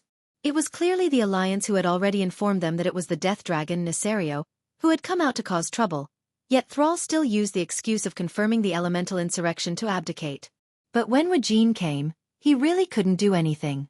Because from the beginning to the end, Garrus did not authorize Wajin to invite the leader of the Alliance to attend the succession ceremony of the tribal chief. They didn't even invite the leader of the Alliance and wanted the elders of the Alliance to give them the cold shoulder. Don't even think about it. Walking out of Duke Marcus' mansion, Woken knew that his efforts this time were mostly in vain. It was like sitting in a carriage and seeing that the carriage was about to crash. There was no way to save it. The only choice left was to jump out of the carriage and defend to reduce the damage. Sigh. After a long sigh, Wajin called out to his troll guards, Let's go to the Storm Fortress to take a look. As expected, he was once again denied entry at Storm Fortress. Our Majesty is busy with state affairs and has no time to see you. Bolvar for Dragon, as the regent of the kingdom in Varian's absence, held enough weight. Unfortunately, there was no sincerity either. Wajin used the teleportation portal of the Alliance and circled around several major cities of the Alliance. Of course, he didn't go to the elves. The High Elves were also known as the Blood Elves. They had fought against the great demons for thousands of years, and the hatred between them was so deep that it could not be dissolved. Even though the Dark Spear Trolls of Woking did not have a direct conflict with the High Elves, racial hatred was just so unreasonable. Who the hell called you a troll? Wajin would not go to Silver Moon City to look for trouble. The only leader he saw was Jaina, who happened to be in Theramore. Jaina's attire was rather formal. She wore an aqua-blue mage robe with a glittering Kurtira's crown. Two water elemental elites, who were obviously highly intelligent, stood on both sides of her throne. A female high elven mage was waiting at the side with a faint smile on her lips. When Wajin made the announcement and expressed that the Horde was still on friendly terms with the Alliance, Jaina replied, The Alliance is never stingy with our friends. When they were hungry, as long as the Alliance had something to eat, they wouldn't starve their friends. When there was trouble, even if it was a disaster that could destroy a planet, the Alliance would send out their entire army to rescue them. However, the Alliance doesn't mind slaughtering and roasting wild boars that wander into the crops. This was already a slap in the face. Woking felt his face burning. Let's not talk about the grudges between the Alliance and the Horde during the first and second Dark Portal. After the Horde went west to the Kalimdor continent, the Alliance was very kind. Facing an enemy that could destroy the world, the Alliance knew their priorities very well. When the Horde was in trouble, as an ally, the Alliance was not stingy with their resources. The wood used to build the city of Orgrim was transported from the Elven Forest. When the Horde was famished, it was the Alliance who sold a small amount of food to the Horde to tide over the difficulties. When the Draenor evil orcs fell into madness, it was the Alliance who provided support such as holy water and food, allowing Sal to save his compatriots. When the Draenor Day was about to be destroyed, it was the Alliance who provided a large number of transport ships to rescue the 2 million orcs who were gradually lacking in resources and falling into despair. If it weren't for the bloodiest war between the two sides, the Alliance would have enslaved the orcs. If it weren't for the huge differences in appearance and culture between the two sides, maybe the Alliance and the Horde would have become a unified organization instead of being independent and wary of each other as they were now. Wajin argued with an almost argumentative tone. The Horde is also very difficult, and Garrus is still young. It's inevitable that he's young. However, he's still growing rapidly. The Horde doesn't want Chief Garrus's previous unpleasant experience with the Alliance to extend to the present. Jaina raised her eyebrows. Oh, is that so? But I know that Sal is actually younger than Garrus. Wajin was speechless on the spot. This was because of seniority. Sal debuted very early, and as the founder of the new Horde, he was brothers with the older generation of Horde leaders such as Varric and Grom. As a last resort, he could only call Gurus young man. Wajin could only blush. I mean, he's slightly young as a leader. But the Horde is established through force.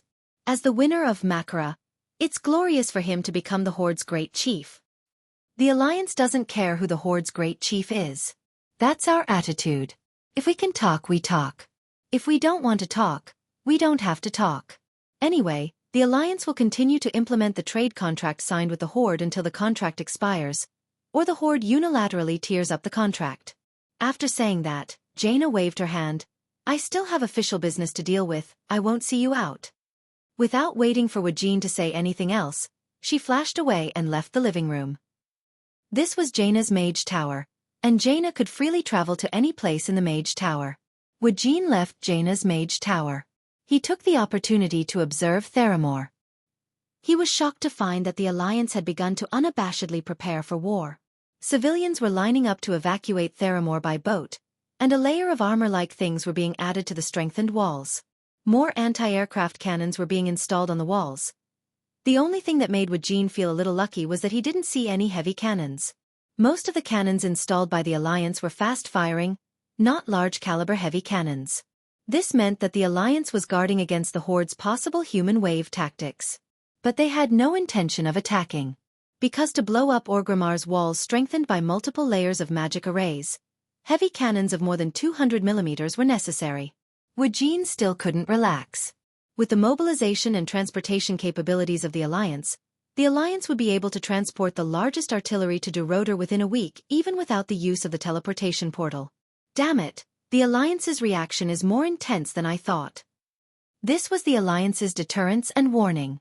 After Wajin returned to the Horde in disgrace, he almost joined forces with Kane and Delano to put pressure on the Horde to dispel the furious Gurus' idea of going to war against the Alliance. As a result, while Sal was seeking elemental support, Gurus started the war. But the target was changed to Feralas in the southwest of the Kalimdor continent. This used to be a paradise for neutral ogres and some slave merchants. In the Hammer of Doom, the merchants there even let Varian be a slave gladiator for a long time. When Sal was in office, he never touched these neutral forces. Garush, on the other hand, directly attacked them. Chapter 1766. When Duque heard that Garush was attacking the neutral forces, Duque, who had snuck into Theramore's camp, laughed. Is the world black and white? Duque asked Jaina, who was sitting opposite him. I used to think so. But now. Jaina shook her head. That Garush is just as you said. He's quite retarded. Duque raised his hand, and Solarian poured Duque a glass of red wine. Duque gently swirled the glass, letting the aroma of the red wine waft out. Anyone, any race, whatever they do in the world will be remembered. If this was a world dominated by a single race, perhaps it would be better. Unfortunately, neither the humans nor the orcs are in control of hegemony in Azeroth. It's not impossible to wage war against the neutral forces and races just for the survival of the race. Jaina smiled. However, it will be difficult to attract more races to join the Horde in the future. Just like how the Alliance was never an organization made up of only one race, the Horde was the same. Simply killing would not make more races support the Horde, and it would even alienate the other races in the Horde. The brainless Roar seemed to be using the most desired war of the younger generation of orcs to obtain the land and resources they desired through conquest. However, these barbarians did not even care about the shamans, nor did they have the concept of sustainable use of resources. Now is not the time. Garush has not broken the hearts of the other chiefs. Let's focus on solving the internal problems first. Ask Kale. That's to go to grim battle. Ask Bu Lang to bring the Second Alliance air fleet to cooperate with the Red Dragon Army and the Wild Hammer Dwarves. Grim Battle was an abandoned fortress in the east of the wetlands. Its history could be traced back to the Dwarven War of the Three Hammers. It was a fortress city built by the defeated Wild Hammer Dwarves. Although the Wild Hammer Dwarves won the subsequent raid by the Dark Iron Dwarves, Thorison's wife, Empress Morgard, died in the Battle of Grimbator. Before she died, she gave Grimbator an eternal curse. The Wild Hammer Dwarves eventually fled their cursed home, never to return, and moved to Eagle's Nest Mountain. During World War II at the Dark Portal, This place was once used by the Dragonmaw clan orcs under the guidance of Deathwing as a base to imprison the Red Dragon Queen Alexstrasza and train the tribe's Red Dragon cavalry here. Xueqi had saved the Red Dragon Queen, who had almost been tortured like a dog, and forged a deep friendship with her. After World War II, the area was practically abandoned. The dwarves were unwilling to take this fortress that had no resources and no real significance. In the end, only the Red Dragon army left behind a few adult Red Dragons to guard the place. With the arrival of the Cataclysm, Deathwing reappeared in Azeroth, and the Twilight Hammer disciples who were wanted by the Alliance all over the world had already been killed. However, with the support of the Black Dragon army, the Twilight Hammer worked together to drive away the Red Dragons here. They transformed the stone hall built by the dwarves into a training ground. So Grimbator had to fight again. However, this level of trouble was not worth the Alliance's hero squad. Jaina, although I don't think Garrus has the guts to attack the Alliance now, you'd better stay in Theramore, Xueqi ordered. Yo, I'm facing an army of 2 million orcs. What if I can't hold it? Jaina joked. Why don't you transfer Naxxramas to the top of Theramore's head for me? Xueqi laughed shamelessly. At that time, the Horde will really have to go to war with the Alliance. Don't you want to? Jaina's bright eyes were full of a faint smile. Xueqi knew that this was also a test. Hey, I'm your man. Is it necessary to test me like this? Xueqi raised his hand in surrender. I wonder which fiancé threw me into the ice and snow of the Tirisful woodland and let me experience the cruelty of the orcs? Jaina teased. As smart as she was, it was impossible for her not to know Xueqi's intentions. At that time, she might have been confused for a while, but after carefully experiencing it later, she would definitely figure it out. Will you hate me for this? Xueqi asked. Jaina shrugged and spread her hands, pretending to be helpless. Then she sat over and leaned against Xueqi, her nimble and white fingers drawing circles on Xueqi's chest. Jaina's voice was faint. If I really hated you, I wouldn't have been willing to follow you for so many years without a title, and even be willing to bear your children. It's just that I never understood why you made me hostile to the orcs at the expense of scaring me back then. Later, after the Horde went west, you were so tolerant of the Horde, even a little indulgent with Sal? I almost thought you had changed, or maybe you weren't you. Xueqi inserted his fingers into Jaina's fluffy golden hair and stroked it lovingly. I'm sorry. From the past until now, I have always hoped that the Horde will completely withdraw from the stage of history. But what happened later? First, it was because of the situation. The enemies that were more ferocious than the Horde came wave after wave. Second, it could be said that I felt the guidance of fate. Fate was simply metaphysics. It could be said that it existed, but it could also be unreliable. However, Xueqi had been right for so many years that Jaina had long been convinced. She had to believe it even if she didn't want to. What about this time? Jaina caressed Duke's face and blew into Duel's ear. This girl was clearly using her womanhood to her advantage. Xueqi was speechless. If it weren't for the fact that this girl had been his sword practice partner for many years, eating her up, brainwashing and instigating her, and achieving the unlocking of all the postures, she would have been completely obedient to him. She even bought the ticket for the ship. Duke might really think that she was that girl who sold her father in history. It's not the right time. It wasn't that he didn't want revenge, it was just that it wasn't the right time yet.